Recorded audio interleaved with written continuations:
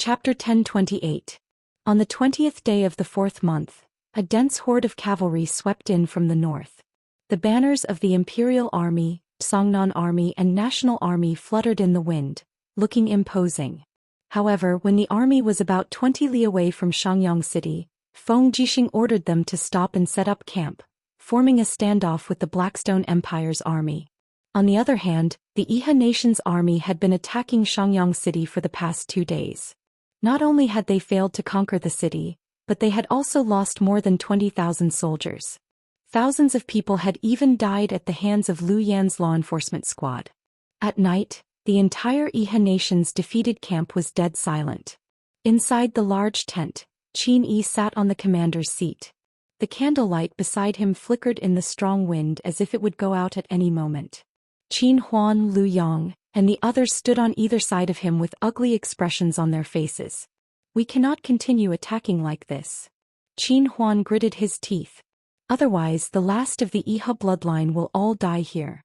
Royal Father, we cannot continue to be controlled by Liu Yan. Liu Yan's heart is like a jackal. He has no intention of cooperating with the Iha kingdom at all. Instead he is using the blood of the Iha kingdom soldiers to deplete Xianxia city's heavy cannons and arrows. Once the Iha kingdom loses its value, Liu Yan will definitely not let us off." Liu Yang was stunned and said in a low voice, "Young Highness, lower your voice. The walls might have ears." "Huh." Qin Huan could not help but laugh. "We are so careful. Are we still the Iha kingdom of the past? Back then, didn't the Iha kingdom hold up the banner of treating all people as benevolent and treating all people as equals? Now we can peacefully watch as our people are slaughtered by jackals and wolves, and peacefully watch as the Iha kingdom's warriors are slaughtered by our enemies. I cannot accept this." "Huan." Qin Yi looked up at his son and said, "Calm down. No one wants to see today's situation, but what can we do?" Qin Huan said, "Does Royal Father not know that Feng Jixing has arrived?" "I know." "Then does Royal Father know who else has come with Feng Jixing?" "Su Jiantao and the generals of the National Army, as well as Feng Jixing's lackeys Zhang Wei and Luo Yu." Qin Huan smiled faintly. "Father knows a little but not everything." "How so?" "I've already sent people to investigate. The people who followed Feng Jixing to Mingshan province were the former Marshal Ding Shi of Iha country, as well as Ding Sangying and the others under Ding Shi. Ding Shi is now the main general of the rear army of the Great Qin Empire. He single-handedly manages all the provisions and supplies, and controls the lifeline of the Great Qin Empire's army." "Oh." Qin Yi's eyes lit up. What do you mean? Defeat the Qin Empire through Ding Shi?" "No." Qin Huan shook his head and frowned. "Feng Jixing can't be defeated. If Feng Jixing is defeated, our Iha country will vanish instantly. Villains like Liu Yan and Fu Yun will not let us go. In my opinion, times have changed. We should join hands with Feng Jixing. Feng Jixing's enemies are Liu Yan and Fu Yun, and our enemies are also Liu Yan and Fu Yun." "No, we can't." Qin Yi shook his head suddenly. "It's impossible for the Iha country and the empire to cooperate anymore. Give up this idea." "Royal Father." Qin Huan didn't give up persuading him. He continued, "What Royal Father is worried about is nothing more than the war 12 years ago. But now things have changed. The empire has suffered from the wars of the Demon Tribe, the Tianji Empire and the Blackstone Empire. They have suffered from the war and can't bear the pain of war anymore. How much hatred will they have for the Iha country? But now Feng Jixing has less than 100,000 soldiers, while Liu Yan and Fu Yun have about 140,000 soldiers. They are definitely not under Feng Jixing. Feng Jixing is a smart man. He naturally knows how to win the war with the least cost." Qin Yi seemed a little tired. He leaned back on the chair softly and said, "What do you think?" Liu Yang said, "Maybe. This is the best result." The other captaincy also nodded. "Commander, please make a decision." Qin Yi sighed. "Then, let's discuss how to join hands with Feng Jixing. What is the bargaining chip of the alliance?" "We need to see Feng Jixing first." Qin Huan frowned and said, "I am willing to go to see Feng Jixing at night. But, Royal Father, please let someone go with me." "Tell me who." "Lin Sun." "The Lin Sun who hit Liu Yan 2 days ago?" "Yes." Qin Huan said in a deep voice, "Royal Father, you may not know this, but Lin Sun is the cousin of Iha country's General Lin Yu. He used to follow Marshal Long Qianlin and later became very close to Marshal Ding Shi. Therefore it may be safer to bring Lin Sun to the Imperial Army's camp. After all, even if Ding Shi doesn't give me face, he will at least give face to his old friend Lin Sun. But do you know how dangerous this trip will be? I know, but I am willing to take the risk. Permission granted. Qin Yi waved his hand slightly and said, Huan you and Lin Sun should change into the clothes of craftsmen, and pretend to be laborers who are transporting wood for the catapults. Otherwise Lu Yan and Fu Yun will never let you go. Yes, I know. On the way, take care. Qin Yi looked at him deeply and suddenly felt a pain in his heart.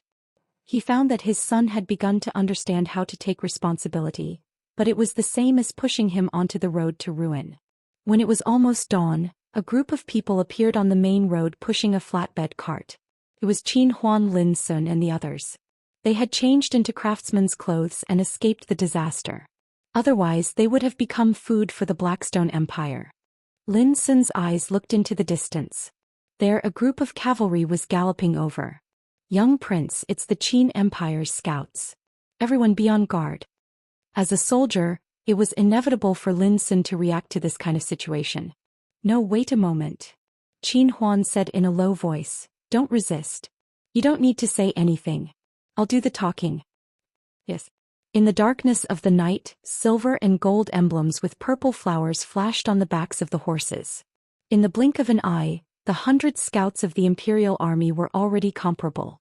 Compared to the Uprising Kingdom's scouts, the Imperial Army's scouts were simply too elite.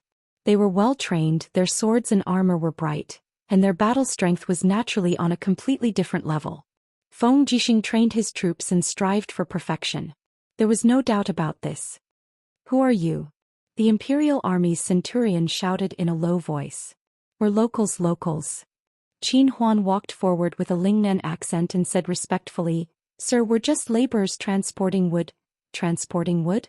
The centurion glanced at the flatbed cart and said, Where's the wood? It's already been sent to the Blackstone Empire's main camp. So you're saying you're a spy? No, you're not a spy. Qin Huan said, Sir, I'm a relative of General Ding Shi.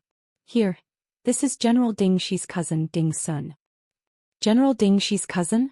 The centurion frowned. What are you doing here? Are you here to visit relatives? Now that the war is imminent, such a small matter cannot be tolerated. Leave quickly. Qin Huan gritted his teeth. But we want to see General Ding Shi. Perhaps Sir can take us as spies and hand us over to General Ding Shi. Oh, I've never seen such shameless people who want to be taken away. The centurion smiled slightly. Men, check if they have any weapons. Take them all away, but not to see Ding Shi, but to see our vanguard general, Zhang Wei. Qin Huan was shocked. The sky gradually brightened. Zhang Wei dashed through the camp in his military boots, sword in hand. From afar he saw the Imperial Army's scouts escorting a group of people in. Who are these people? Zhang Wei frowned. We suspect that these people are spies. They insist on seeing Ding Shi. They're from Lingnan, right? Since they insist on seeing Ding Shi, all the more we can't bring them to him. Bring them away with me and let the Lord Commander decide. Yes. In the central tent, after a group of spies were escorted in, Feng Jixing immediately stood up and squinted at one of them. He suddenly smiled. I was wondering who it was, so it's an esteemed guest. Young Highness Qin Huan, it's been a long time. In a flash, 7 years have passed. I thought Young Highness was already hanging on the dragon-shaped island. Qin Huan's face was livid. General Feng, why make fun of me? Qin Huan is only a messenger. I'm here on behalf of Father Qin Yi to discuss military affairs with General Feng. Military affairs? Feng Jixing smiled faintly. Young Highness who only knows how to flirt and have fun in Xiaoyao, what kind of military affairs can you discuss? Qin Huan gritted his teeth. General Feng is too prejudiced against me. I only want to cooperate with you and bring some news that might interest you, General Feng. General Feng is naturally a famous general, but I'm afraid General Feng doesn't know how many dragon riders Lu Yan and Fu Yun have, where their dragon riders reside, where the dragon's food comes from, where the rations for their 150,000 troops are located, and where their water source comes from. I know all of these very well. Feng Jixing became serious. Then how do you want to cooperate, Young Highness? We'll work together to annihilate Lu Yan's troops. Together with Xiang Yu's troops in Shangyang City, we'll have 3 armies. We'll definitely be able to defeat Liu Yan's troops in one fell swoop. Then what's the bargaining chip? Qin Huan took a deep breath. Let our Iha nation return to Lingnan and have a place to rest. In your dreams, Feng Jixing said coldly, there's only one way for Iha nation. Kneel down and surrender to me, surrender to my Qin Empire. Otherwise, the day I, Feng Jixing, defeat Liu Yan's troops will be the day you die. Maybe you'll become Liu Yan's food before that day comes. Young Highness, why don't you kneel down? As he spoke, Feng Jixing's divine power came out of his body. His caste immortal personality glowed with a domineering light.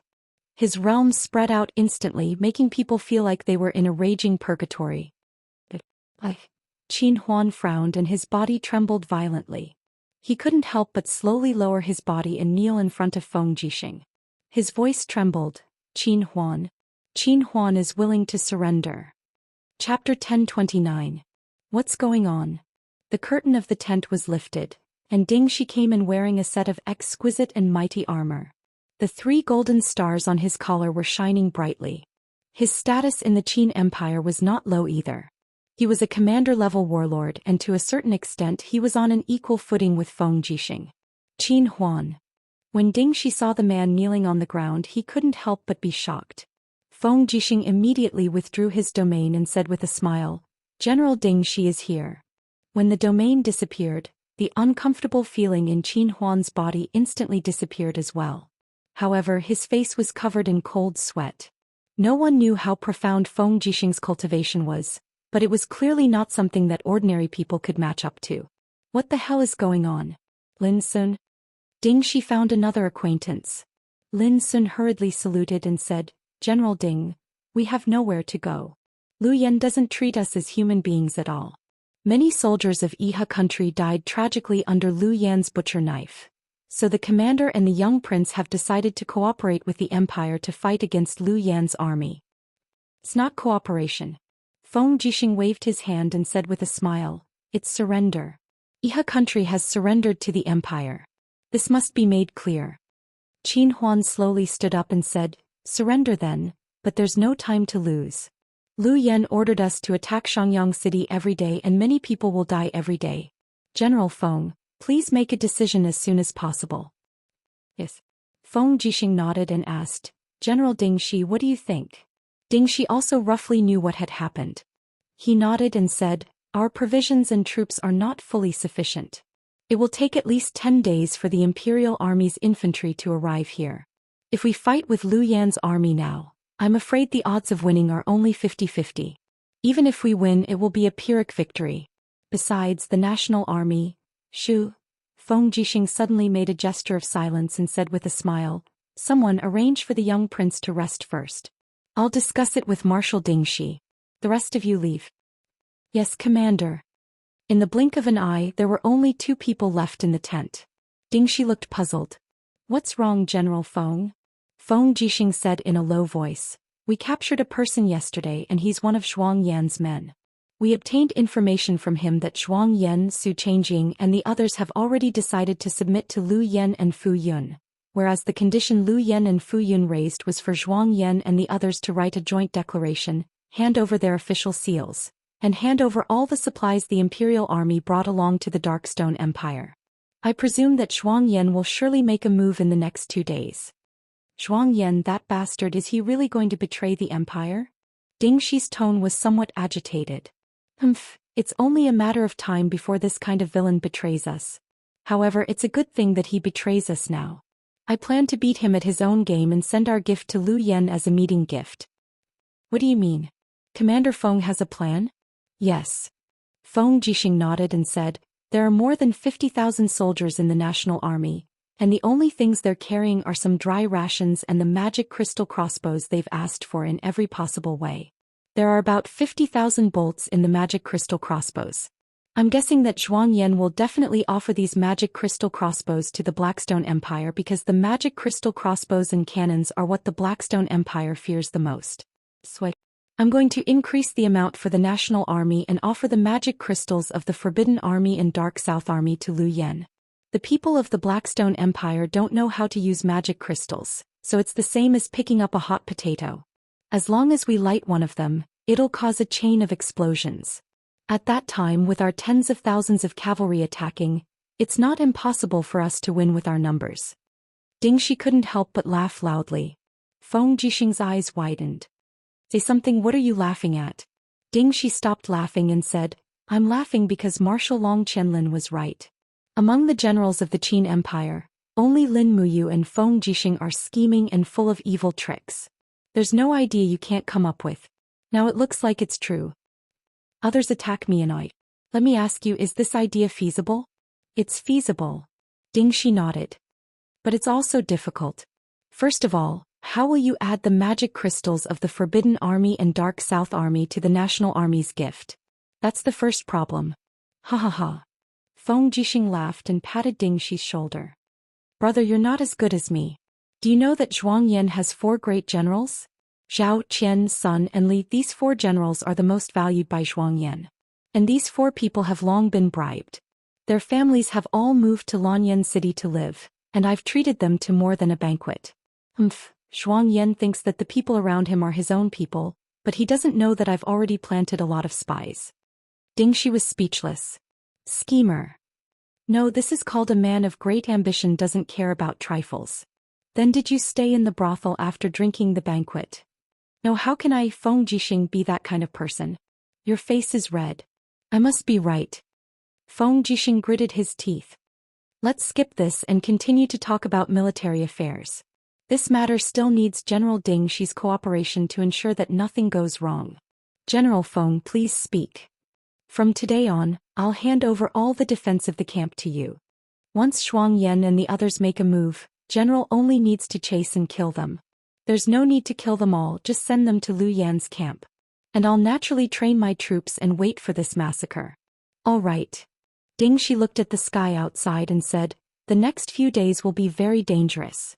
General Feng, please be careful. Perhaps Fu Yun will send someone to assassinate you. Don't worry, Ouyang Yan and the 4 absolutes of white leaves are here.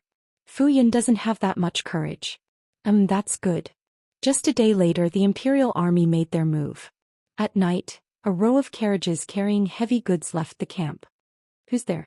The patrolling Imperial Army soldier raised a torch and asked loudly, what's on the carriage? On the carriage, a man lifted his cloak and shouted in a low voice, are your dog eyes blind?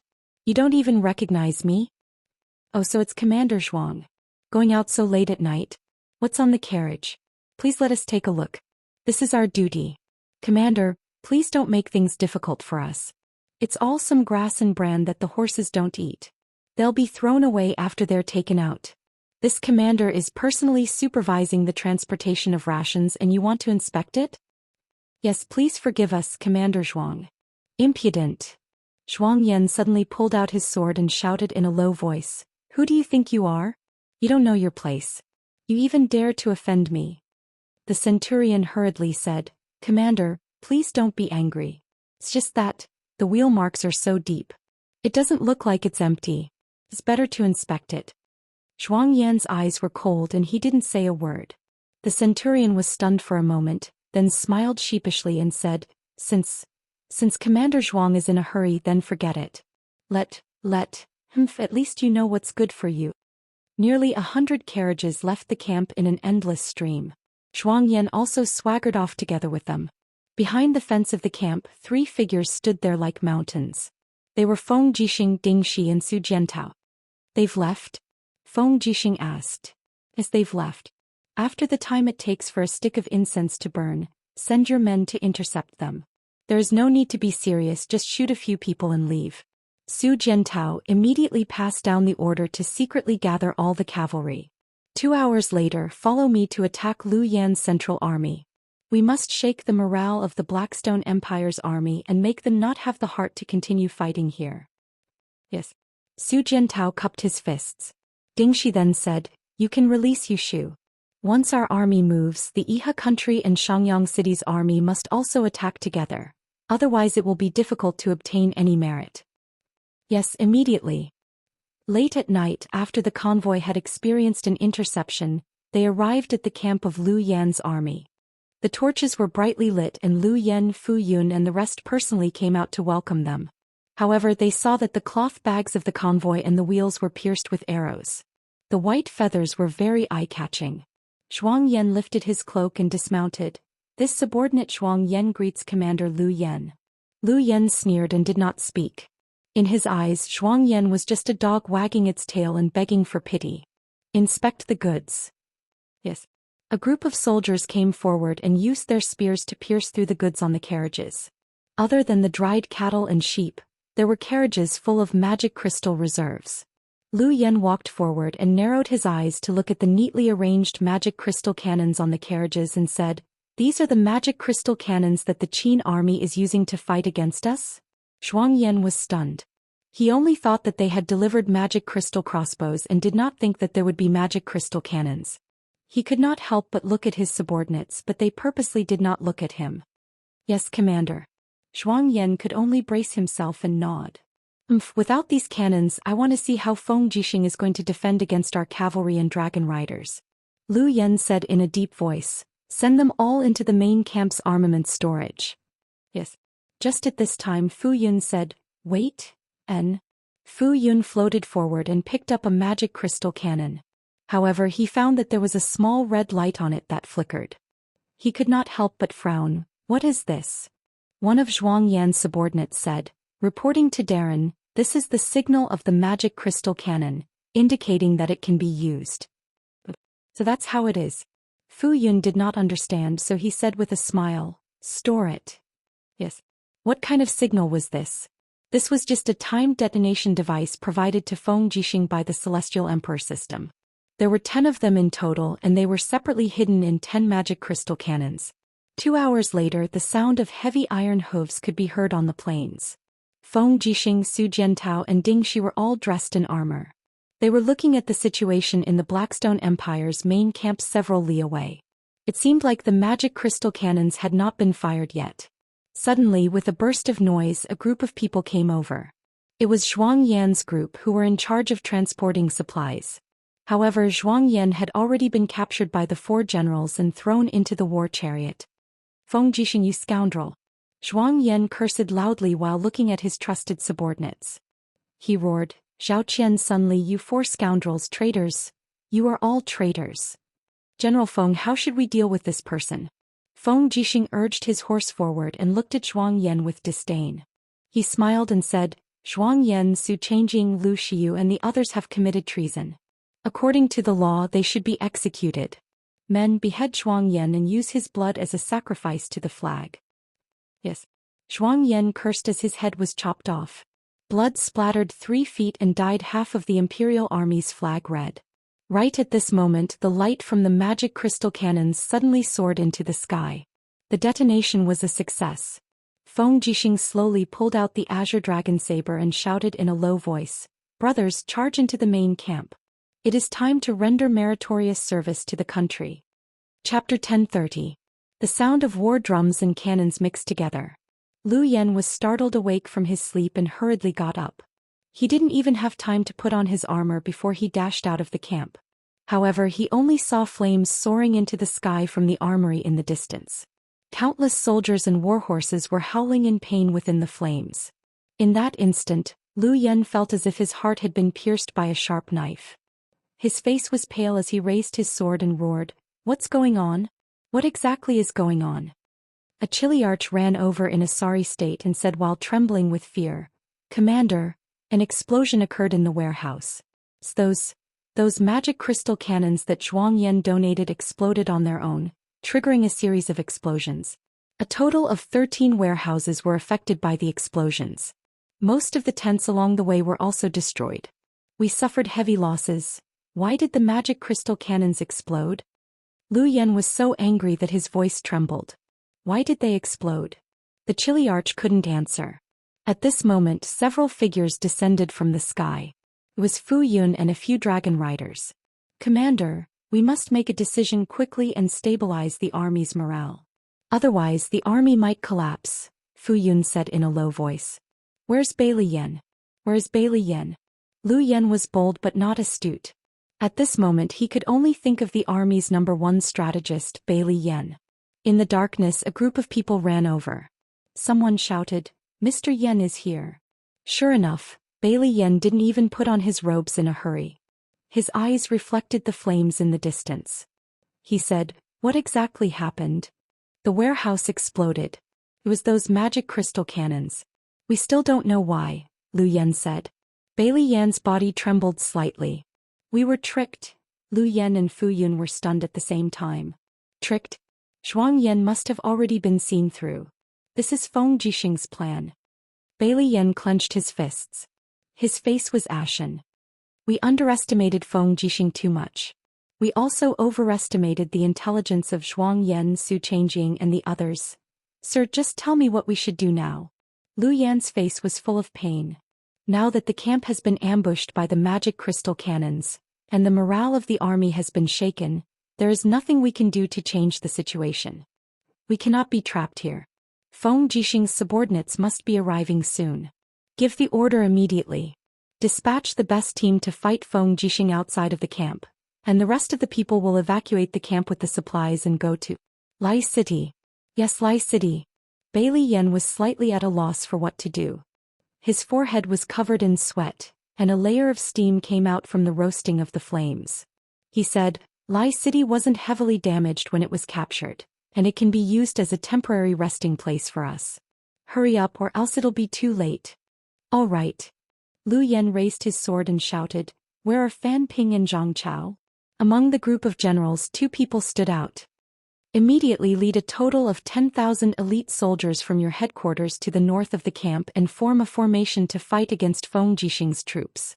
Cover the retreat of the 3 armies. Do it immediately without delay." "Yes, Commander." The 2 generals cupped their hands and left. Lu Yen, on the other hand, couldn't help but tremble. He knew that Feng Jixing was powerful, but he didn't know that Feng Jixing was this powerful, to the point where he could penetrate every opening. Fu Yun's eyes were cold as he said, "I will lead the dragon riders to assist in the battle. Otherwise, these mortals won't be able to stop Feng Jixing for the time it takes to drink a cup of tea." "Thank you, Lord Fu Yun. Then, let's meet at Lai City." "Yes, Commander, let's go." Under the veil of night, the Darkstone Empire's army that was a mix of over 10,000 infantry and cavalry charged out of the campsite and got into formation in the north. Not long after, the dense sound of horse hooves sounded out, and the forest rumbled as the earth trembled. No one knew how many people had come. Fan Ping was a young general and his face was still somewhat childish. Holding a battle axe in his hand, he said, Can we stop Feng Jixing's army?" "The brave have no fear. We are not afraid of Feng Jixing, so naturally we won't lose to Feng Jixing." Zhang Chao drew his sword and shouted, "Long contradiction formation, prepare to defend." The best way to defend against cavalry was to use pikemen. A 3-meter-long steel spear could pierce through the bodies of cavalry and horses, and it was cheap to build. Training a pikeman and a steel spear only cost a few coins. However, it was different for heavy cavalry. Each heavy cavalry had to be equipped with at least 2 horses, and each horse had to be maintained by a specialist. Adding on the saddle, armor, and spear, the cost of 1 heavy cavalry was equivalent to the cost of 5 pikemen. If they could trade 1 for 1, it would be worth it. This was also Zhang Chao's wishful thinking. After a long period of war, the Qin Empire's cavalry was already quite sparse, and Feng Jixing had spent who knew how much money to create the 30,000 imperial guards. If they could destroy these 30,000 imperial guards, the Qin Empire's national strength would definitely be at its weakest. Torches were raised, illuminating everyone's faces. Most of the soldiers of the Blackstone Empire looked exhausted. They had been away from home for too long, and they had almost lost the motivation and courage to continue fighting. The only thing that kept them going was probably the frenzied slaughter, plunder, and ravage of the enemy's women. They're coming," Fan Ping murmured.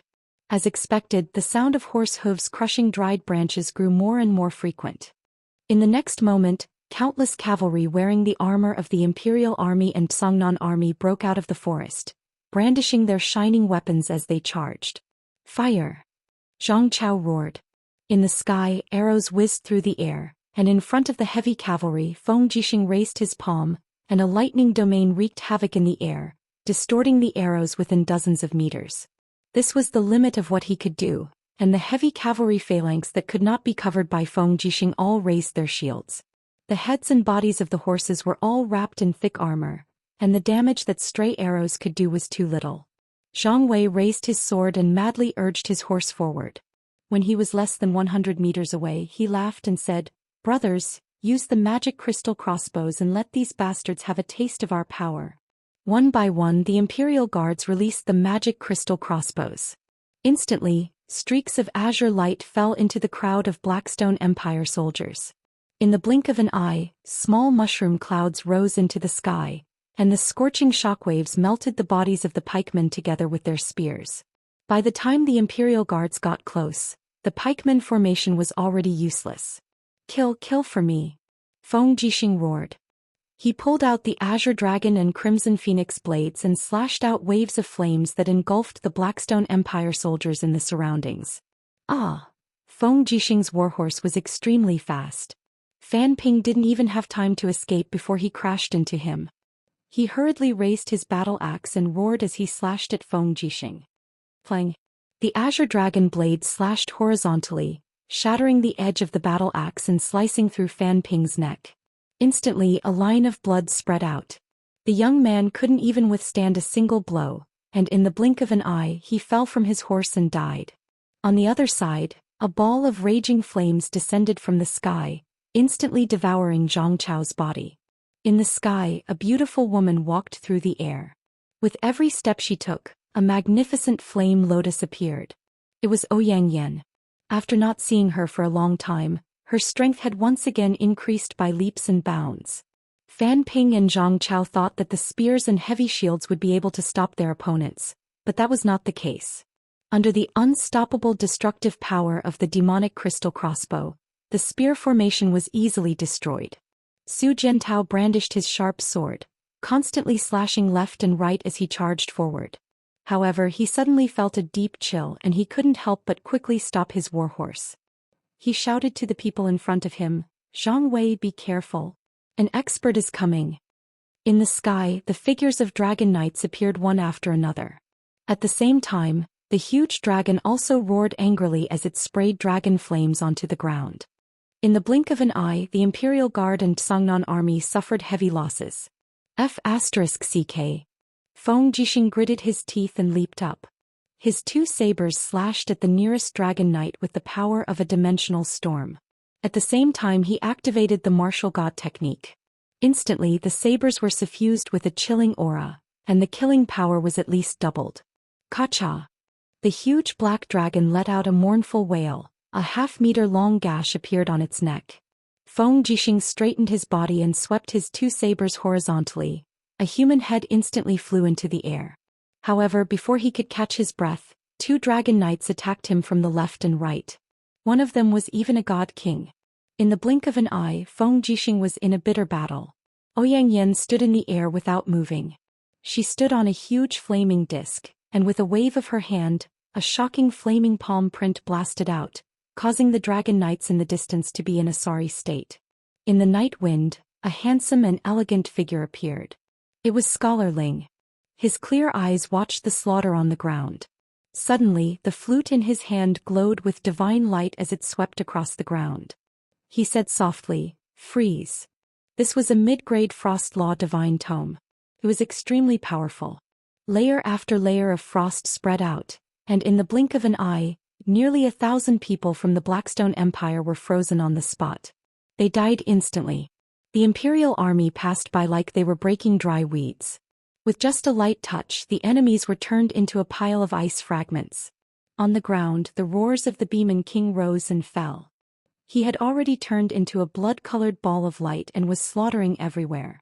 Suddenly, he rose from the ground and pierced a dragon knight's abdomen. He was extremely powerful. Clang! Amidst the scattering of sparks, Feng Jixing's twin sabers were only able to force back Fu Yun's dragon sword. Gusts of raging wind swept through the surroundings, and Fu Yun's expression was extremely unsightly. He knew that Feng Jixing was very powerful, but he didn't expect that this person had actually advanced to such a level. The saber chi contained sharp flames, wind and lightning laws, making it impossible to defend against. "My lord, we have lost. Let's go." In the sky, a dragon knight shouted loudly. One of his arms had been chopped off and blood was flowing non-stop. Fu Yun glared fiercely at Feng Jixing, nodded and said, "Let's go." Feng Jixing didn't chase after them. As the commander, it was a taboo to underestimate the enemy and advance rashly. In the distance, densely packed torches attacked. They were the people from the Iha Empire as well as Xiang Yu's troops in Xiangyang City. They had already launched a surprise attack. For a moment, the Blackstone Empire's army could only be defeated. They were badly mutilated as they fled in the direction of Lai City. Chapter 1031. The pursuit lasted for 3 whole days. Lu Yanjun had almost lost all his warhorses. Feng Jixing, Xiang Yu and the others had already joined forces and released all the civilians that Lu Yanjun had captured as food, and sent them back home. Meanwhile, the main force of the Imperial Army and Songnan Army killed countless people along the way. They directly killed their way to Lai City, but due to the lack of provisions they had to retreat. A mere Lai City could not be defended for long. Lu Yanjun's fate was already at its end. 2 days later they returned to Xiangyang City. The city was decorated with lanterns and streamers, as if the Xianxia festival had come again. The haze of death that shrouded the whole city had ended because of the great victory of Feng Jixing and Su Jiantao. The civilians naturally cheered and danced. After the battle, Lu Yanjun lost more than half of his men, while the Imperial Army and the Songnan Army lost nearly 10,000 men. As for Iha country, they attacked from the flank and were counterattacked by Lu Yanjun. They only had about 30,000 men left. As for the 30,000 soldiers of Iha country, they were now stationed outside Xiangyang City. On one side, the Imperial Army and the Songnan Army surrounded and protected them. Although the governor's office of Xiangyang City was not as majestic and solemn as Zetian Palace, it had a unique style. Southern-style buildings could be seen everywhere. There were groups of maids and countless attendants. At this time, the governor's office was beating drums and gongs to welcome the arrival of Feng Jixing, Su Jiantao and other important officials of the empire. This first celebration banquet must be unique and extremely luxurious. At the banquet, Feng Jixing sat in the host's seat. After all, he was acting as the marshal for Lin Muyu, so his status was naturally above everyone else. Next in order were Su Jiantao, Xiang Yu, Ding Shi, Ouyang Yan, Ling Xuxing, Zhang Wei, Luo Yu and others. The commander-in-chief of Iha country, Qin Yi and Qin Huan, sat after the 20th place. The people next to them had even been reduced to kiliarchs. Qin Yi, on the other hand, looked calm as he sat there without saying a word. Qin Huan looked a little angry. He seemed to be very dissatisfied with the seating arrangement. After all, the social status in the Qin Empire was very clear. The seating arrangement meant the level of status. Obviously, Feng Jixing did not take the people of Iha country seriously at all. Feng Jixing raised his cup, pondered for a moment, then stood up and said in a clear voice, "When Her Highness Yin Lin General and Princess Xi were in closed-door cultivation, we were guarding the empire's borders. Now that the bandits have invaded our borders, all of us have worked together to chase Lu Yan and the others to Lai City. As long as we have sufficient supplies and fodder, we will be able to sweep them away in one fell swoop. This battle will definitely be decided based on merits. Please rest assured, everyone, Feng Jixing will record down every single merit and reward them together when Her Highness Yin returns. The Empire will never mistreat those who have rendered meritorious service. Is this also considered a reward based on merit?" Someone in the 7th row said indignantly. Feng Jixing looked over and smiled. "Who are you?" The man stood up. "I am Lu Yong, the lieutenant of the Iha Kingdom's 3rd Legion. 5 days ago I led my men and charged into the heart of Lu Yan's army. I killed more than 5,000 men and lost more than 6,000 men. May I ask Commander Feng if this is considered a great achievement?" "Yes, of course it is." Feng Jixing smiled faintly. "Someone come and take some of General Lu Yang's credit." "Oh, I remember now. General Lu Yang's cousin seems to be Lu Zhao, who was ranked first among the 7 marshals of Iha country." "Yes." Lu Yang was stunned. "General, do you remember what happened at Fire Badger Valley? If I remember correctly, Fire Badger Valley's general also participated, right?" Feng Jixing's words were really simple, but there was killing intent in them. Who in the world didn't know that the 30,000 guards army of Fire Badger Valley was killed? That was the biggest humiliation and pain in Feng Jixing's life. He wouldn't be able to forget that painful memory. Naturally, he remembered his enemies clearly. Lu Yong lowered his head and his voice trembled. I am afraid that General Feng remembered wrongly. I was working under the commander and didn't participate in the Fire Badger Valley massacre with brother. It is good that you didn't. Feng Jixing's gaze was ice cold. If I find out, all of you can forget about escaping. All of you have to die. Not only Lu Yong but even Qin Yi, Qin Huan, and a group of Iha nation's generals felt a chill in their hearts. Now Feng Jixing's words were no longer as insignificant as before. Feng Jixing was now the commander-in-chief of the three armies. His words were the imperial edict and no one could defy it. Qin Yi picked up the wine cup on the table and said, General Feng's memory is really good. However, since you said that, will General Feng start to look into what happened in the past? I won't. These are two separate matters. Feng Jixing cupped his fists and smiled. Don't worry, King Zhenan. Feng Jixing is not the kind of person who would do anything for personal gain. The Iha kingdom has made a great contribution in protecting the country and willingly submitting to the Great Qin Empire. This is a good thing for the people in the world. However, before settling the matter of Lai City, I'm afraid there's one more thing that I need the Iha kingdom's army to do for me. What is it? Qin Huan asked. The National Army. Feng Jixing said lightly, nearly 50,000 National Army troops are camped 10 miles north. Their commander Zhou Xian has already pleaded guilty and was executed.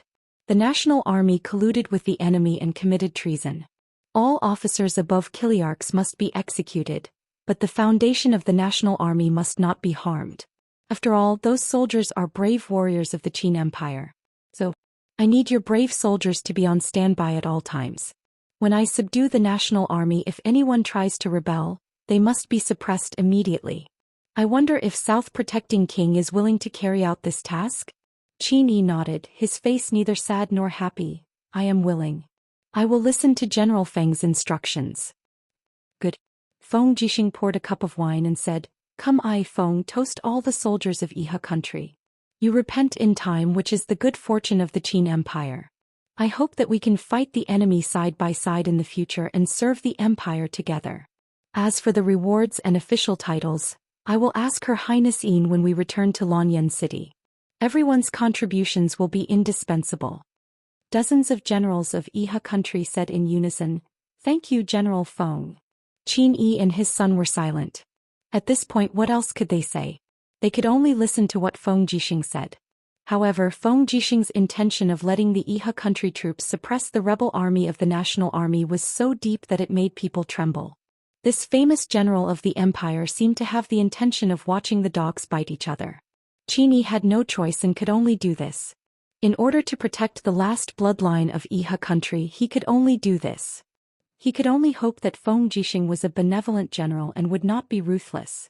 Thinking of this, Qin Yi inadvertently glanced at Qin Huan beside him and saw that there was gratitude on his face. It seemed that the province according to merit that Feng Jixing said had already affected him. Qin Yi smiled silently. This was also good. Perhaps. 4 days later, the army from the north of the ridge arrived 10 miles away. All 200,000 people of the National Army were stationed in the plains and valleys. On the side were 50,000 people of the Imperial Army and tens of thousands of people of the Tsongnan Army. On the 2nd of May, under Feng Jixing's order, 2,000 notices about the death of the National Army's commander Zhou Xian were sent to all the camps of the National Army. Almost every centurion camp received a notice and every soldier of the National Army knew about this news.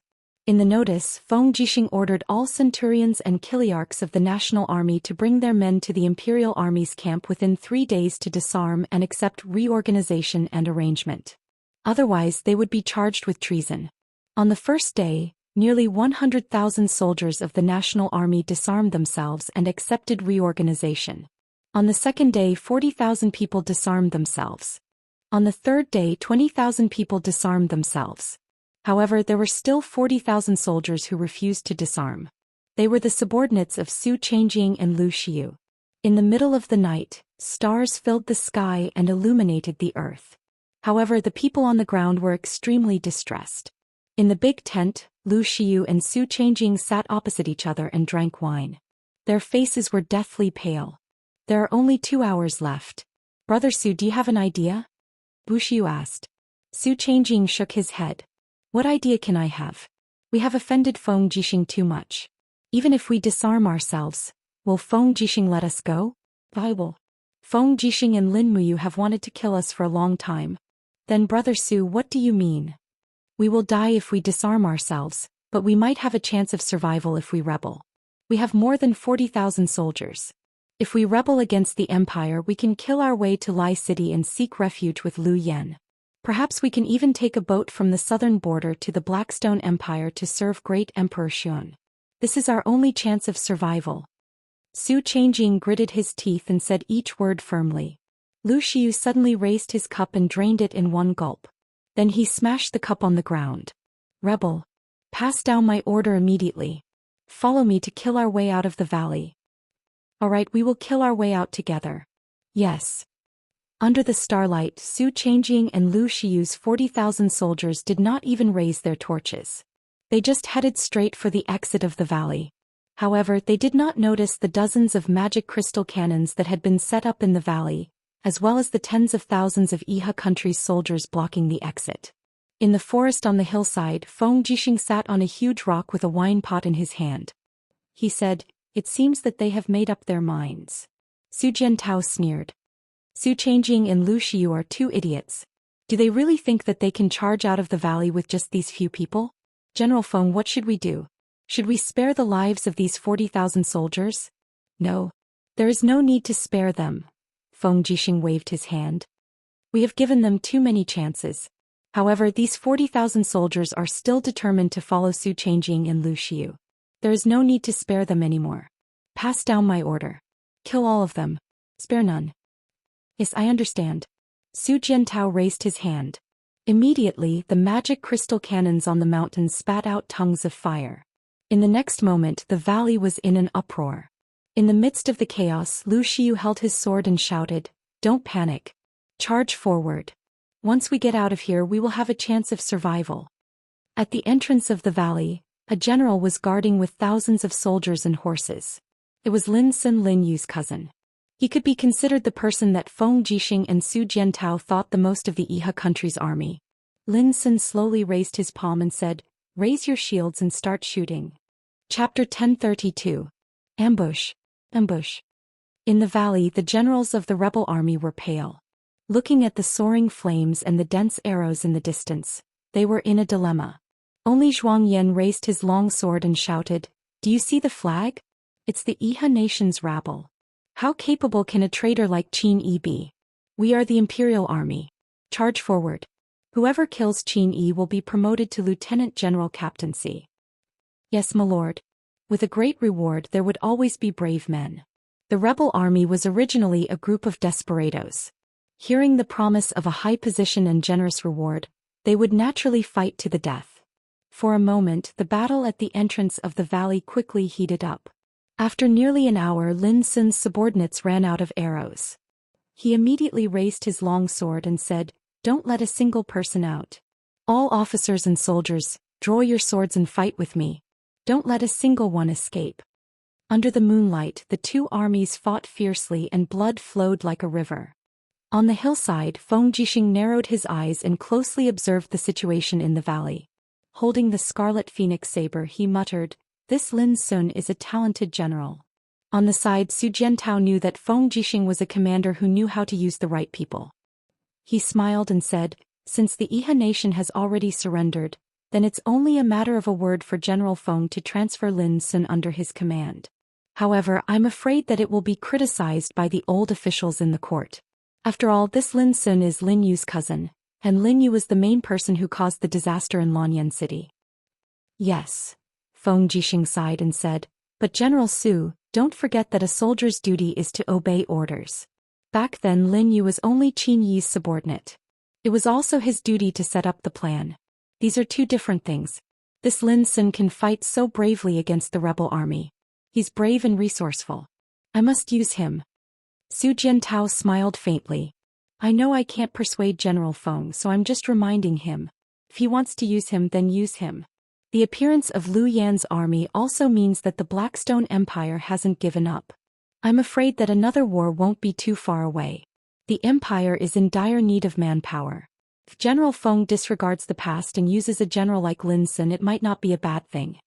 Feng Jixing laughed and patted Su Jiantao's shoulder. You know me well. You subordinates are too straightforward. Only you and Situsun know how to be flexible.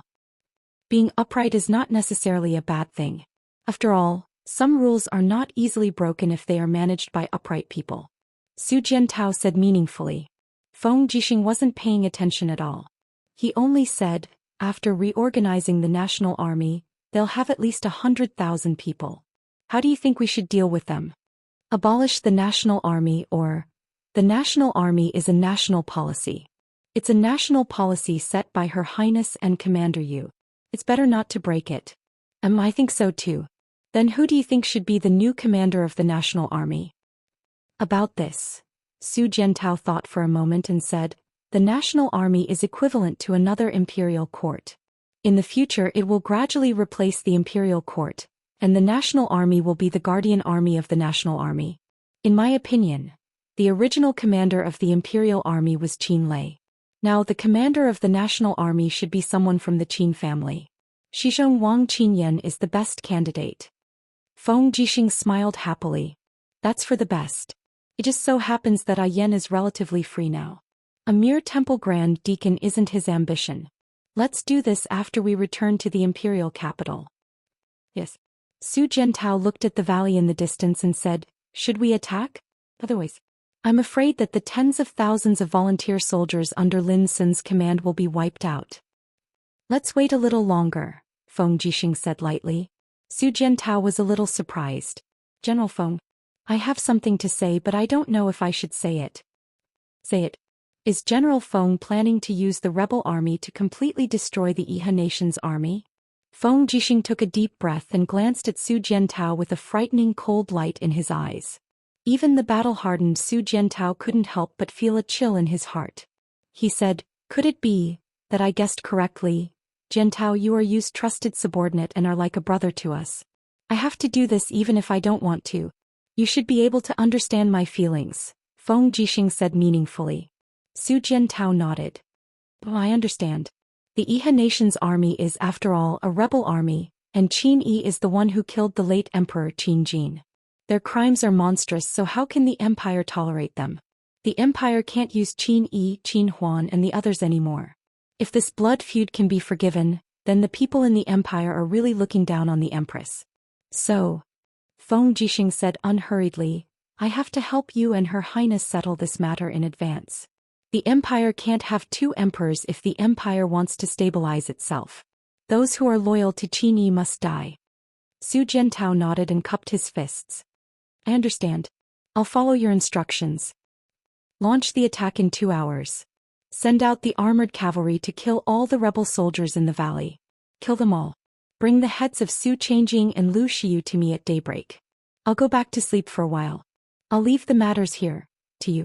Yes, Commander. Feng Jixing placed his hand on the hilt of his saber and went into the forest alone. The moonlight shone on his body, reflecting the dazzling light from the 3 golden stars on his shoulder. Su Jiantao couldn't help but feel sad. Feng Jixing had been alone for so many years. How many people could understand what he was shouldering? There were some things that only he could do. While leaving behind the name of a famous general, he also left behind a lot of curses. Scholars all over the world accused Feng Jixing of being a cruel and unfeeling person. All of this could only be endured by him alone. At the side, a captaincy of the Tsongnan army asked, Commander, when do we attack? Su Jiantao's eyes were faint. In an hour. Yes. Early morning in the Imperial Army camp. Su Jiantao was bathed in blood. He walked into the central tent with 2 guards. The 2 guards each held a tray with bloody heads on it. Feng Jixing had just gotten up to wash up. His back was facing everyone. Is it done? Feng Jixing asked. Yes. Su Jiantao cupped his fists. The heads of Su Changjing and Lu Xiu have been brought. Commander, do you want to take a look? No need. Feng Jixing began to wash his face. Bury them on the spot according to the etiquette of a chiliarch. In addition, what do you plan to do with the corpses in the valley? Cremate them all. I've already arranged for people to do it. Yes, that's good. Feng Jixing turned around. He took a towel from a servant and wiped his face. How many people from the Iha army died? More than 10,000. Of the remaining 16,000 people, more than 3,000 are seriously injured. Many are so severely disabled that they can no longer pick up weapons. Qin Yi, Qin Huan, Lu Yang and the others are counting the number of people. The entire Iha army camp is. At this point Su Jiantao suddenly fell silent. How are they? Feng Jixing asked. They're all crying and screaming. Many of them have some rebellious thoughts. It's normal to have rebellious thoughts. They were originally rebels, so it's not surprising. The corner of Feng Jixing's mouth curled up. But a mere 16,000 people can't make much of a difference. Pass down my order. Arrange for these 16,000 people from the Iha army to be in charge of logistics. Dingxi will be in charge of them. In addition, call Lin Sun here. Yes. Not long after, Lin Sun, covered in blood and broken armor, rode his horse. He walked straight into the central tent of the Imperial Army camp. He found Zhang Wei, Luo Yu, Su Jiantao and the other generals there. A trace of reverence flashed across his eyes. Lin Sun quickly walked over and knelt on one knee. General Lin Sun greets the Imperial Army commander. Rise. Feng Jixing smiled. General Lin Sun, do you know why I called you here? Lin Sun was stunned. I don't know. General, what do you think of the Iha army? Feng Jixing asked. Lin Sun was startled. He lowered his head and pondered for a few seconds. Then he looked up and said, the Iha army was originally an army to open up new territories. However, due to improper leadership they were defeated again and again. They were routed all the way from Dragon-shaped Island to Mingshan province. Their original 500,000 people were reduced to 10,000 today. This subordinate thinks that the Iha army is brave but not good at using it. Well said. What do you think of the Empire's army? For example, the Imperial Army, the Dragon's Courage Legion, and so on. Lin Sun's eyes lit up. The Empire's army is brave and loyal. They have fought many battles since 31 years ago. They defend against the demons in the north and Tianji in the east. The three steel walls stretch for thousands of miles, forging the iron bones of the Empire's army. This subordinate thinks that the Empire's army is a hero who saves the world. Then are you willing to join the Empire's army? Feng Jixing asked with a smile. Lin Sun was surprised. Haven't I already joined the Empire's army? That's not it. Feng Jixing fished out a tiger tally and said, this is a captaincy seal of the Imperial Army. It just so happens that the Horse Infantry Army lacks a captaincy. Are you willing to lend me a hand? Lin Sun trembled all over. Just say it. Are you willing or not? But this subordinate is just a... Say it. Are you willing or not? Feng Jixing's voice became more serious. Lin Sun knelt down again and cupped his hands. This subordinate is willing. As long as commander gives the order, this subordinate is willing to go through water and tread on fire. Get up. From now on you are a member of the Imperial Army. Thank you, commander. When Lin Sun stood up, Su Jiantao said with a smile, congratulations to General Feng for recruiting another general. Same to you. We are all working for the Empire. Obviously Feng Jixing was also in a good mood. After arranging for Lin Sun to join the army, he said, how is the preparation of the rations? It will be ready in 3 days. No more waiting. Surround and attack Lai City with 100,000 soldiers. We must take Lai City within 10 days and kill Lu Yan's army. Yes, commander. 3 days later, the mighty army of 100,000 set out from Xiangyang City and headed straight for Lai City. Chapter 1033. On the 10th day of the 5th month, amidst the billowing dust, the mountains and plains of Lai City were already covered with the fluttering purple Yinhua war flags. Feng Jixing had spent 5 whole days to transport 100 magic crystal cannons from Xiangyang City. It was evident that he was determined to destroy Lu Yan's army. The weather in early summer was very refreshing. The faint mist turned into dew and sprinkled on the city, causing everyone's armor to be wet. Lu Yan, clad in iron armor, walked on top of the city wall. Looking at the approaching Qin army from afar, he felt a chill in his heart. They had come too fast. Crack. Amidst the lightning, Fu Yun broke through the void and arrived. He cupped his fists slowly and said, "Greetings, Commander." "Lord Fu Yun, you don't have to be so courteous." Lu Yan's voice even trembled a little. "Lord, you saw it too, right?" I went to investigate the enemy's situation just now. How many have come? No less than 100,000. The cavalry at the front is already making a detour. Perhaps they will soon surround Lai City. This time Feng Jixing is serious. I don't think he intends to let us leave Mingshan province. Is there any news from the empire? Lu Yan was a little tired. He sat on a sandbag under the battlement and leaned on his sword in front of him. There is. Fu Yun said, Lord Longxi of the Thunder Flame sect and He Song of the Wolf Valley have joined forces. They have gathered at least 150,000 soldiers. Together with His Majesty the Martial Saint Emperor, we can totally mobilize 500,000 soldiers to fight the Qin army to the death. The only problem is, what is it? We have cleared the forest of Dark Mountain, but we still don't have enough warships. Currently we only have 800 warships. It's not enough to transport enough soldiers here. Also, there are at least 3 months before the east wind current arrives. I'm afraid we can't wait any longer. Why don't we open the city gates and head straight for the south? We might still have a chance of winning. Forget it. Lu Yan shook his head. There are still more than 10,000 wounded soldiers in the city, and they can't march at all. I can't let them die with me. Lord Fu Yun, I'm afraid our friendship ends here. Please quickly lead the dragon riders out of this desperate situation. You can fly in the sky and return to your home. I, Lu Yan, will lead the army here to fight Feng Jixing and stall them. No. Fu Yun gritted his teeth and said, His Majesty didn't send me here to bury the sea and mountain army. This absolutely won't do. Lu Yan suddenly laughed in disappointment. You and I are both soldiers of the Empire, so there's no need to be so childish. Go preserve the strength of the dragon riders. In the future, avenge me, Lu Yan, and the 150,000 brothers of the sea and mountain army.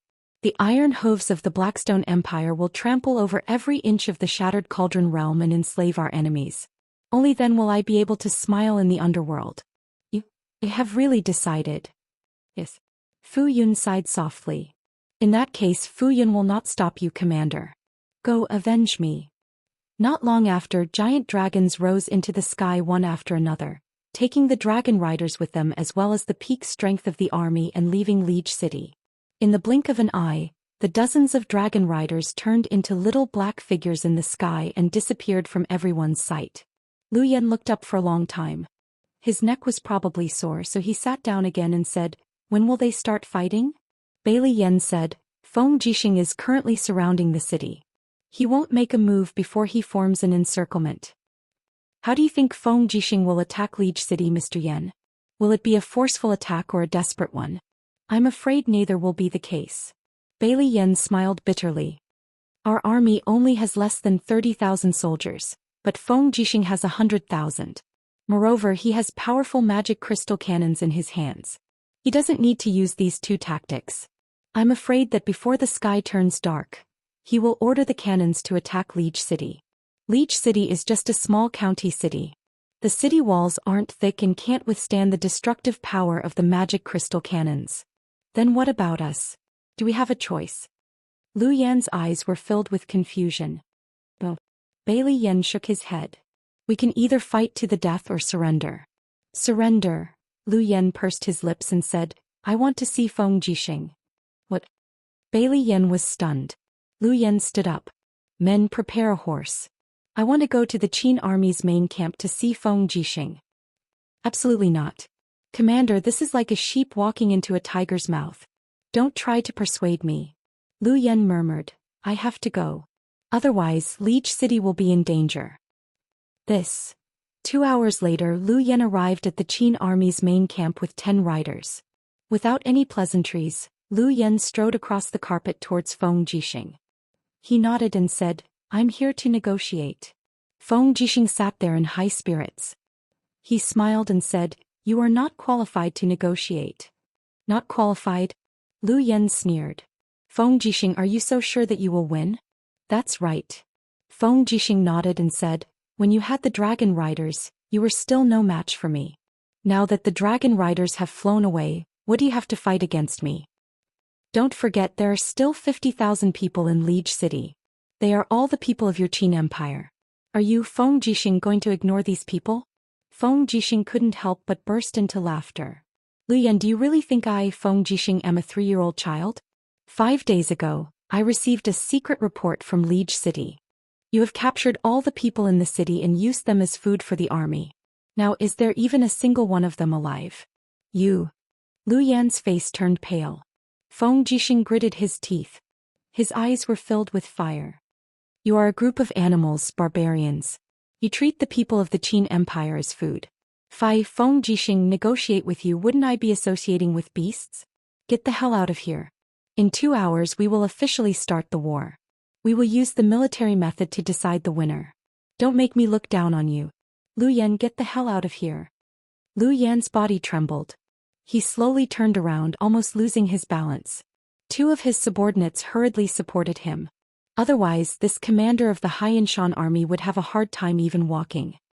At dusk, the magicite cannons outside the city began to spit out deadly tongues of fire. Waves of magicite shockwaves pulverized the walls of Liege City. This city had long since become a dead city. The majority of the commoners had already fled, while the rest had been killed and used as rations. To the Qin Empire, this city was a humiliation that had to be erased. Thus Feng Jixing was doing exactly that. The bombardment continued from dusk until deep into the night, and it lasted for an entire 6 hours. Under Feng Jixing's orders, almost 18,000 heavy demonic crystal cannons from the artillery battalion poured down onto the city, and the tiny city was practically razed to the ground. The Darkstone Empire's army within the city was naturally blasted into pieces, and even Lu Yan died under the bombardment. At daybreak, the Imperial army entered to collect the corpses. However, they couldn't find a single complete corpse. Instead, they found some enemy soldiers hiding in the cellars of the city. They were all shot to death. This was how war was, and Feng Jixing had been through hundreds of battles. He had long since tempered himself to the point where he was impervious to fire and water. Benevolence was simply too distant for him. The next day, a monument was erected at the ruins of Liege City to commemorate the dead people of the Qin Empire. Feng Jixing left 20,000 soldiers for Xianxia to reorganize and use to guard the southern border. 5 days later, Feng Jixing led the army back to Lanyan City. 1 month and 6 days in the Shattered Cauldron realm was equivalent to a year in the 64 domains. In the blink of an eye, a year had passed. Lin Muyu, Qin Yin, Tang Xiaoxi, and the others' cultivation had improved greatly. They had spent most of their time in the Cave of Gods and Demons, so they had gotten used to the temperature there. Lin Muyu had already advanced to the 79th Grotto Heaven stage, while Qin Yin and Tang Xiaoxi had reached the 77th and 74th Grotto Heaven stage respectively. The one who had improved the most was Xian. Her strength had already recovered to the 62nd God Emperor standard. Although it was still far from the 99th Grotto Heaven stage, she had already recovered at least 30% of her strength. Ordinary God Emperors wouldn't be able to do anything to her. At night, the sky of the 64 domains was as bright as a mirror. On a hill, Lin Muyu was lying on her back, allowing the starlight to seep into her body. She closed her eyes and said with a relaxed expression, "How long have we been in the prehistoric mystic realm?" "Almost 2 years," Qin Yin said. "Time really flies." In the blink of an eye, 2 years have passed. Lin Muyu opened her eyes and hugged Qin Yin. "Xiao Yin, do you miss home?" "Yes, but my family is gone." On the other side, Tang Xiaoxi said, "Don't be so sad. Let's talk about Mu's cultivation. You have been stuck in the 79th Grotto Heaven stage for 3 months. Why don't you look anxious?" Lin Muyu couldn't help but laugh. "What's the use of being anxious about this? I finally understand what Grandpa Chu said back then. The higher the cultivation, the more important the state of mind is. If I can't break through and prove my Tao, even if I step into the 80th Grotto Heaven, I'll only be a mediocre god, just like Wu Feng and Dong Feng Yan." As she spoke, Lin Muyu suddenly narrowed her eyes. "Someone is coming. It's Feng Zhanlin." As expected, a gust of wind condensed in the air and Feng Zhanlin's figure appeared. He smiled awkwardly. "I'm really sorry to disturb Lin General's quiet cultivation here." Lin Muyu remained calm. "I'm not cultivating. I'm just flirting with girls here. If you have something to say it quickly." Qin Yin and Tang Xiaoxi blushed, but they couldn't do anything to this guy. Feng Zhanlin said, "All right then." Reporting to Lin General, a few hours ago the sacred relic was ambushed. The celestial dragon was injured and 2 of our divine kings were also seriously injured. The treasure in the sacred relic star chest was stolen. What? Lin Muyu suddenly jumped up from the grass. Who is so daring to behave atrociously in our territory? They are all masked, but judging from their aura, they should be from the Starfall domain. Even Xian is here. The Starfall domain finally came to us. Lin Muyu shook her arm and rays of light bloomed. I haven't fought for a long time and my hands are itching. Domain Lord Feng, go back and prepare. We will return to Dragon City in 3 days. We will discuss this first. Yes. Chapter 1034. When Lin Muyu and the others returned to Dragon City, it was noon. The city was filled with smoke and the atmosphere was peaceful. Outside the Dragon City Grand Hall, a group of servants and soldiers were waiting solemnly. Before they even walked up the stairs, Mochi Lin had already brought Mochi Lei and the others to greet them.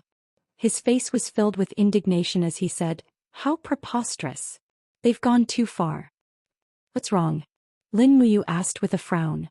Mochi Lin said, "The Starfall domain sent a letter. Take a look, Lin General." "What letter?" "It's an invitation." Lin Muyu took the letter and opened it. It was addressed to him, the leader of the Dragon League. There were only a few lines of concise words. The 64 domains were established by the ancient civilization. The domains should have lived in peace with each other. The 11 domains in the south have now become 8. The Starfall domain has obtained 2 treasures, the Star Chess and the 100 sectional staff. Therefore, they invite the experts of the domains to hold a treasure-seizing assembly in the Starfall domain on the 1st of next month. The treasures will belong to those who can obtain them. We hope that young hero Lin of the Dragon League will lead the experts of the Dragon League to attend the assembly. Xianxia thanks you. Qin Yin and Tang Xiaoxi were confused. Lin Muyu handed the letter to them. Mochi Lin said angrily, "What treasure-seizing assembly? The star cluster chest was clearly stolen from the Saint Relic. This is simply despicable and shameless, holding a treasure-seizing assembly with the star cluster chest from the Saint Relic. The Falling Star domain is really a bunch of shameless people." Lin Muyu frowned and said, "This is not what I'm worried about. What I'm worried about is Zhou Xian and Dongfang Yan's real intention in holding the treasure-seizing assembly. Do they want to take the opportunity to get rid of the top experts of the southern domains?" "I don't think so," Feng Zhanlin said. "With the skills of Marshal Lin and Darren Shiyan, I'm afraid that Dongfang Yan and Zhou Xian are not their match. What's more, Zhou Xian was already defeated by Marshal Lin at the Dragon Union's grand ceremony. Unless they have another backing, but we don't know what this backing is," Lin Muyu asked. "Have Dongfang Yan and Zhou Xian made any moves in the past year?"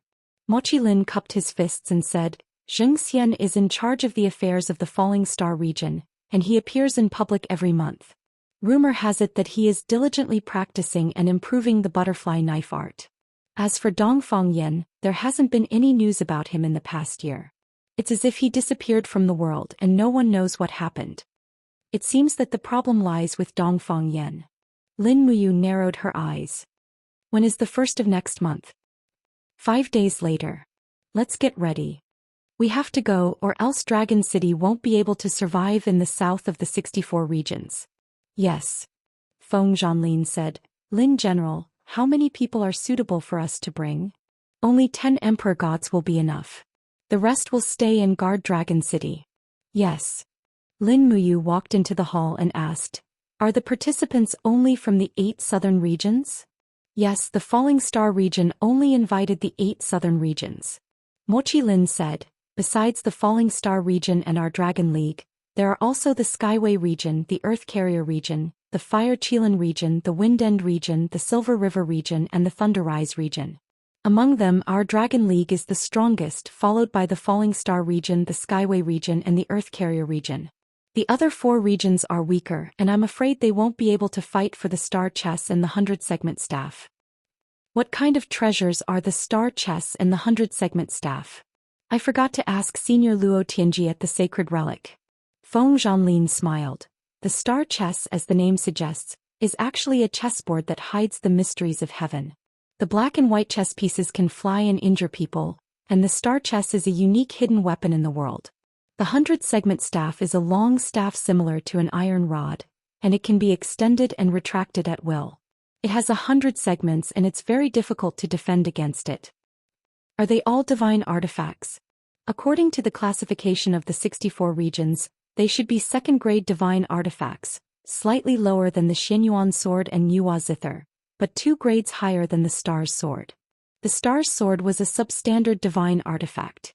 It seemed that there was a third-grade divine artifact among the 64 regions. Lin Muyu had a bad premonition and said, "This trip to the Falling Star region is no small matter. We must select our strongest emperor gods. Besides, no matter what the Falling Star region's intentions are, the star chest is a treasure of the sacred relic and I must take it back." "Yes, I understand. We won't go out for the next few days. Cultivate well and we will set off the day after tomorrow. We will arrive at the Falling Star region in 5 days. Lin General, can we walk there?" "Yes, don't fly. It's too conspicuous. Be careful." "Yes." At night in the Imperial Garden of Dragon City, it was very quiet in the autumn. The cool night breeze blew, bringing with it a faint fragrance of the wilderness, which made people feel relaxed and happy. In the small courtyard, Lin Muyu sat cross-legged on a flat rock, leaning against a short pine tree behind him. The invisible elephant divine power was circulating around his body slowly. He looked peaceful as though he was asleep. Lin Muyu had been maintaining this state of cultivation for the past few days. He did not deliberately circulate his power, he just let the power in his body circulate on its own. Meditation was a state of mind cultivation.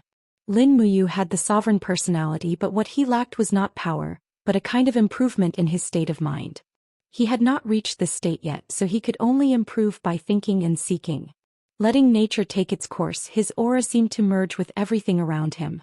Under the moonlight, 3 beauties sat facing each other, drinking tea by the tea table in the small courtyard.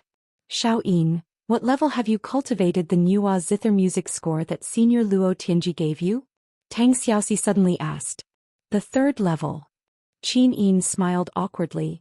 "The power contained in the music score is too profound, and I can't understand it in a short time. I only cultivated to the 3rd level in a year. Do you want to try it for us? I haven't heard Xiao play for a long time." "That's not a good idea, right?" Qin Yin glanced at Lin Muyu, who was on the rockery not far away, and said, "Brother Yu is meditating. If I play the Nuwa zither, I'm afraid I'll disturb him." Xian smiled lazily. "Don't worry, he won't be disturbed. You has already entered a state of meditation, and nothing in the outside world can disturb him unless there's a crisis. It just so happens that I want to see the power of the Nuwa zither music score. Come on, Xin, let me and Xiaoxi see it." "Okay then." Qin Yin stood up and gently brushed her palm in front of her, and a dazzling jade zither appeared in front of her. It was the Nuwa zither. Qin Yin floated in the air and the Nuwa zither floated in front of her. Her 5 jade-like fingers gently plucked the strings of the zither, and immediately, an elegant sound flowed out like flowing water. "Nice." The corners of Tang Xiaoxi's mouth rose slightly, and a satisfied smile appeared on her face. Xian also smiled. "It's not as simple as just nice." That's right, if one looked carefully they would find that there were invisible gusts of wind flowing around Qin Yin's body, like a thick wall of wind to protect her, and at the same time, they could turn into wind blades to attack the intruders at any time. The first layer of the Nuwa zither music score, Wind Rising.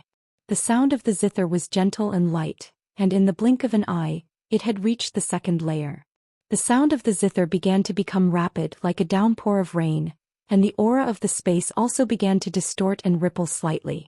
Invisible sound waves shuttled back and forth in the space, and every note contained extremely strong destructive power. However, as long as Qin Yin slightly changed the tone, these notes would seep into the surrounding flowers and plants, nourishing everything, just like the great kindness of the Nuwa zither music score. The 2nd layer of Nuwa zither music score, Spiritual Movement. Before the 3rd layer of music was played, Qin Yin's palms pressed down and stopped playing. She smiled and said, "Okay, that's it. The power of the 3rd layer of music is too strong. It's better not to play it." "The 3rd layer of music is the soul splitting, right?" Xian asked with a smile. "Yes." "Okay." Xian said, "I've read the music score. The power of the soul splitting can directly attack the opponent's soul with sound waves, which can cause a fatal blow. Such a move, it's right not to use it easily. Xian, do you want to use it in the treasure-seizing conference of the Falling Star Field in 5 days? Yin chuckled and said, it's okay. Well, it's a good opportunity to see how many masters there are in the other 7 fields. Xian's eyes lit up and she said, if the Dragon League wants to dominate the south, the other 7 fields will be our stumbling blocks. We must make them surrender. Yes, I just don't know what Brother Yu is thinking. Yin looked up into the distance and found Lin Muyu leaning against a tree, looking peaceful and comfortable. She was motionless as if she had fallen into a deep sleep. Suddenly, Yin felt a touch of warmth in her heart. Lin Muyu was born to be a cultivation genius. It was rare for her to enjoy the process of cultivation. Time passed quickly and 2 days passed in the blink of an eye. Lin Muyu and the others set off on foot and left Dragon City. They passed through countless mountains on the way and arrived at the Falling Star Field after 3 days. They didn't encounter any obstacles along the way. The people of the Falling Star Field seemed to be preparing for the treasure-seizing conference, as if they were celebrating a festival. In the evening, Lin Muyu and the others entered the castle of the Falling Star Field and were greeted with a very grand welcome. Zhou Xian personally led several God Emperor realm experts out of the castle to welcome them. In the evening, they held a banquet to entertain the masters of the 7 fields. The castle of the Falling Star Field was built on a mountain which was very steep. The people of the Dragon League were arranged to rest in a row of buildings halfway up the mountain. In the wild, the stars were shining brightly. Lin Muyu couldn't sleep, so she strolled along the wooden corridor hanging on the mountain wall. Looking down, there was a huge square about a kilometer away, and above it was a high platform like an altar. Rustle. Footsteps came from behind. It was a familiar aura. Lin Muyu smiled. Xiaoyin, you can't sleep either? Well, yes. Yin was wearing a light red tight dress like a girl next door. She smiled and said, it's not that I can't sleep, but I was woken up by your footsteps. I'm already very light, sorry. Don't be so polite. What are you looking at? Here. Lin Muyu pointed to the altar in the distance. Yin squinted her flaming eyes and looked into the distance. She smiled and said, that's the longevity altar, right? The place where the ceremony is held in the Falling Star Field. Tomorrow we will also fight for the star chess and the 100-segment staff there. I just don't know what the people of the Falling Star Field are planning. Yes, the truth will be revealed tomorrow. Chapter 1035. Lin Muyu slowly let out a sigh of relief. Her breathing was long, and her spiritual energy seemed to have merged with the surrounding mountains and rivers. She could feel the pulse of spiritual energy between heaven and earth. Although the Falling Star domain was not the strongest among the 64 domains, the scenery in the Falling Star domain was probably the most spectacular and magnificent. At this moment, Lin Muyu suddenly felt a strange fluctuation of energy from the spiritual pulse technique. She smiled and said, which expert is it? Since you're already here, why not show yourself? Yin was startled. She was a step slower than Lin Muyu. In the sky, a star-like person slowly descended. It was a handsome young man in white holding a sword. His clothes fluttered in the wind, and he had the bearing of a dragon or phoenix. This person slowly descended and cupped his hands with a smile. I've let the 2 of you see something embarrassing. This one is Murong Tianxing from the Skyline domain. I didn't mean to eavesdrop on your conversation, but I was absorbing the spiritual energy between heaven and earth. So it's the domain lord of the Skyline domain. My apologies. Lin Muyu smiled. I don't need to introduce myself, right? Murong Tianxing couldn't help but laugh. The famous leader of the Dragon League, Lin Muyu. There's no need to introduce yourself. This one, Murong Tianxing, has already seen Alliance leaders' heroic bearing in the Dragon League. I didn't think that today would be such a coincidence that the Dragon League's encampment was arranged here. As he spoke, Murong Tianxing bowed to Yin. This one greets Miss Yin. Yin faintly smiled. Domain Lord Murong doesn't need to be so polite. I'm very ashamed. Murong Tianxing said, since Alliance leader Lin is here, I'm afraid that the Dragon League is determined to obtain the 2 treasures of the treasure-seizing assembly, right? I don't dare to say that. Lin Muyu said, there are many hidden dragons and crouching tigers in the 8 southern regions. We, the Dragon Alliance, should weigh our options carefully. Moreover, since the Fallen Star region set up this trap, they must be very confident. Who would be stupid enough to hand over the star chests and the 100-segment staff to someone else? Therefore, I personally feel that it won't be that easy. Region Lord Murong, isn't your skyline region also? Murong Tianqing could not help but let out a carefree laugh. Alliance Master Lin, we are straightforward people, let's not beat around the bush. The Star Luo chess is a treasure that has been lost for many years, and the 100-segment staff is also a divine weapon. Who wouldn't want it? As long as we have these two divine artifacts as the treasures of our regions, I'm afraid we'll be able to attract many talented people. It'll be of great benefit to any region. What do you think, Alliance Leader Lin?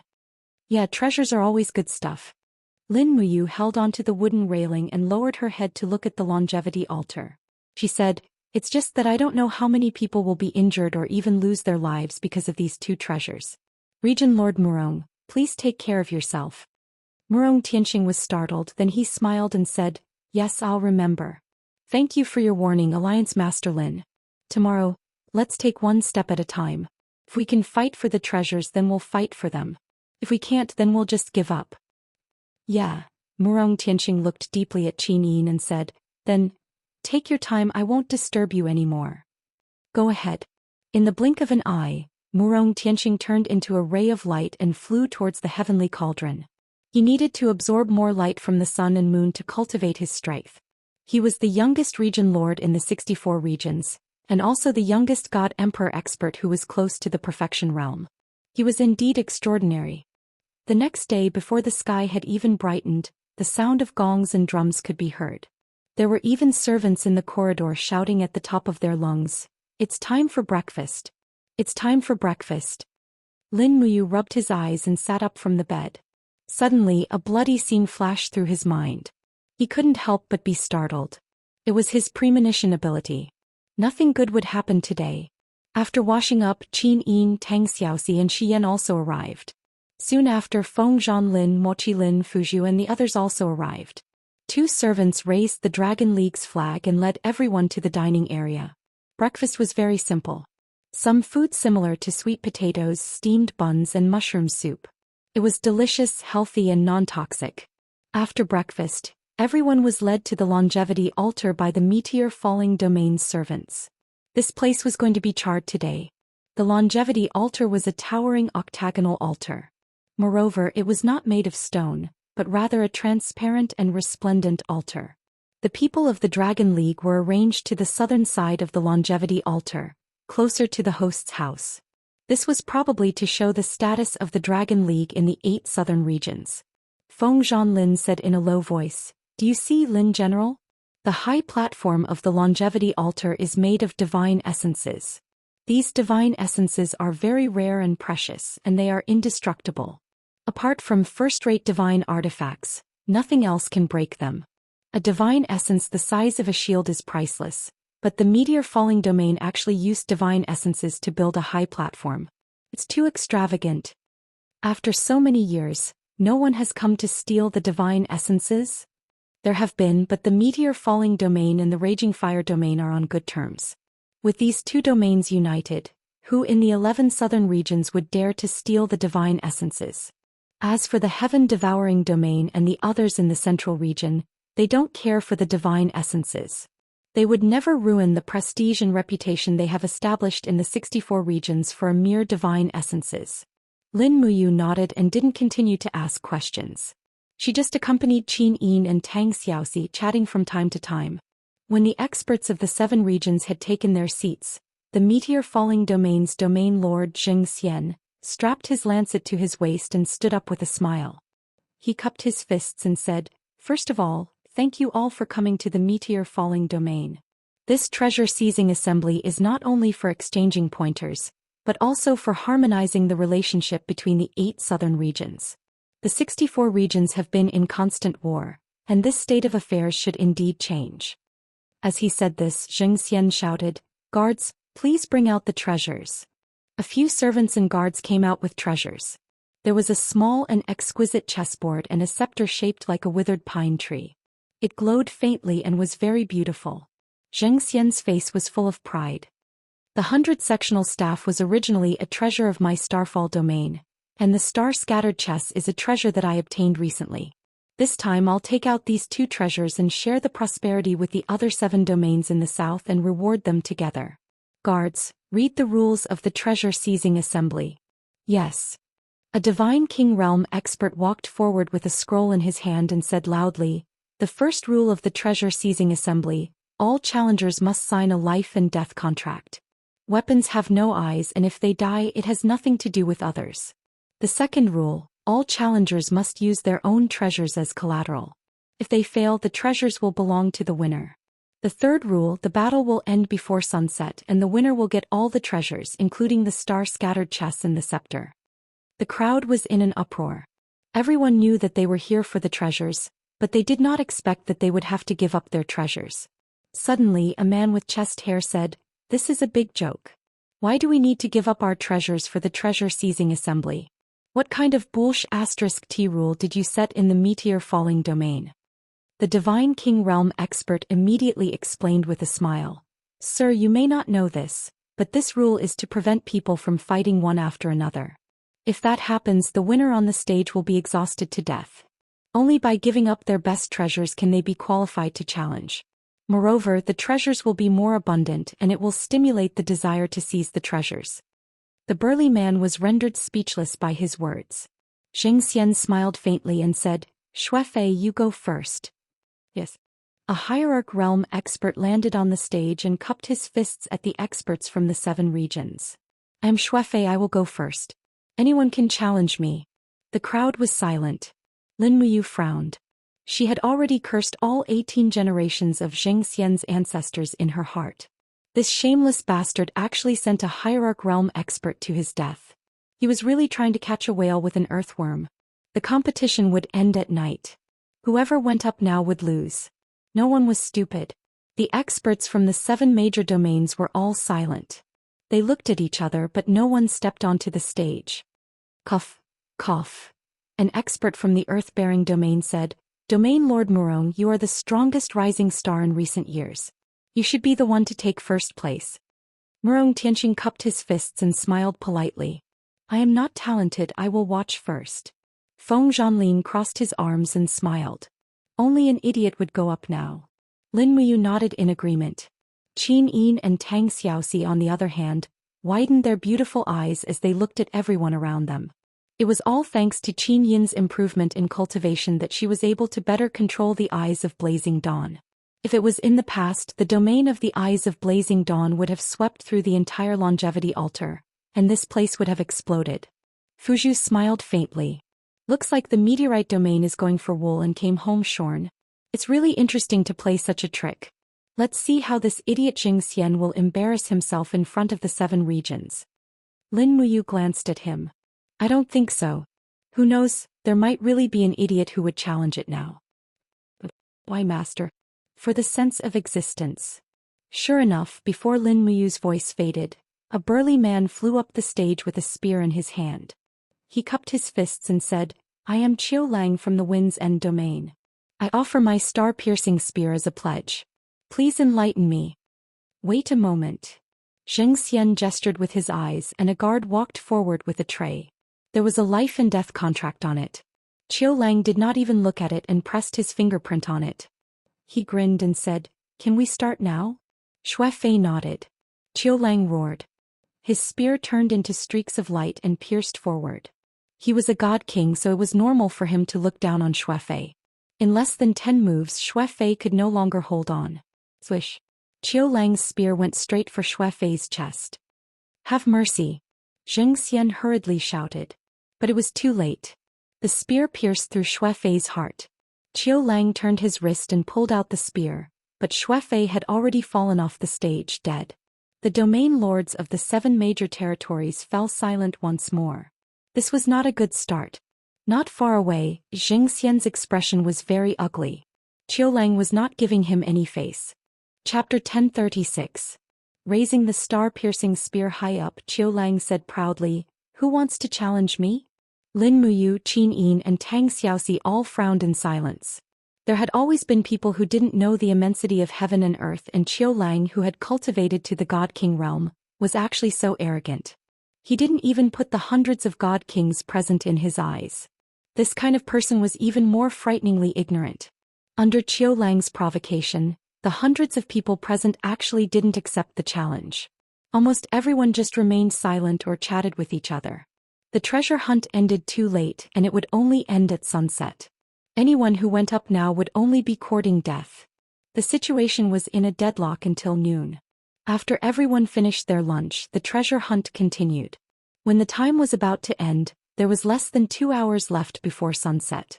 Finally, someone accepted the challenge. It was a young cultivator with dual swords in his hands. He was from the Earth Carrier region. Swoosh. The young man walked on the wind and stood proudly on the high platform.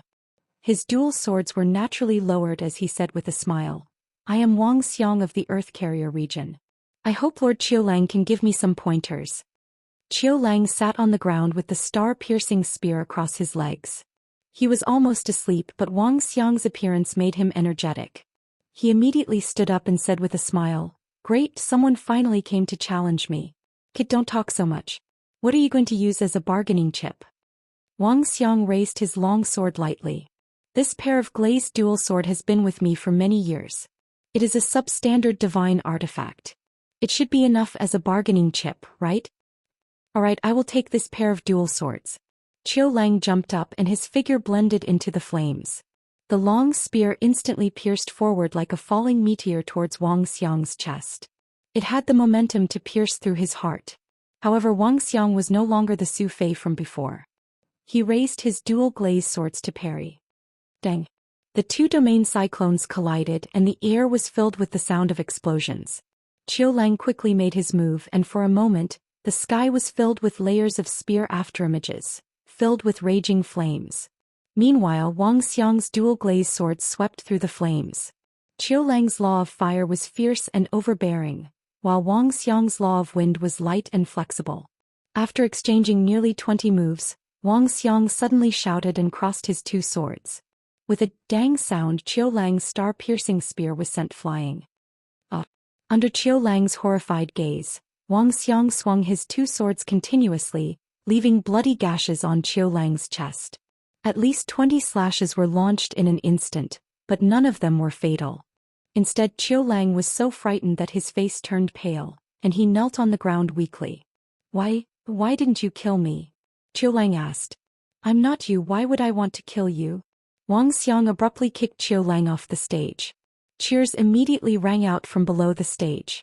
Wuxia is indeed worthy of being the Earth-bearing region's Imperial Wind Dragon. Zhou Xian clapped his hands and laughed. "This battle Wuxia wins, Qiulang loses." Wuxia politely bowed with his two swords hanging upside down on the stage, then looked indifferently at the audience, waiting for the next challenger. "What a good dual sword style." Lin Muyu praised softly. To be able to maintain his composure after dozens of moves, this Wuxia's sword style is indeed not simple. It's a pity that his cultivation is too low. If he had advanced to the God Emperor realm, he would definitely be a promising talent. Qin Yin smiled faintly but didn't say anything. It was a good thing that Lin Muyu cherished talent. Otherwise, if she was jealous of talent, she wouldn't be able to achieve anything in the 64 regions, although most of the God realm experts here were like that. Tang Xiaoxi said, "Isn't Xiao Yin going to challenge? When will she go if not now?" "There's no rush, let's wait a little longer." Qin Yin pursed her red lips. "I want to see how many more experts have yet to fight." "Yes." Before he had even finished speaking, a white-haired young man leapt onto the stage with a battle hammer in his hand. He propped the hammer against a divine crystal and said, "I am Lei Yuming, the leader of the Purple Thunder Hall of the Thunderrise Zone. I am here to challenge you with a third-tier god artifact, the Purple Thunder Hammer." The Purple Thunder Hammer was a third-grade divine weapon.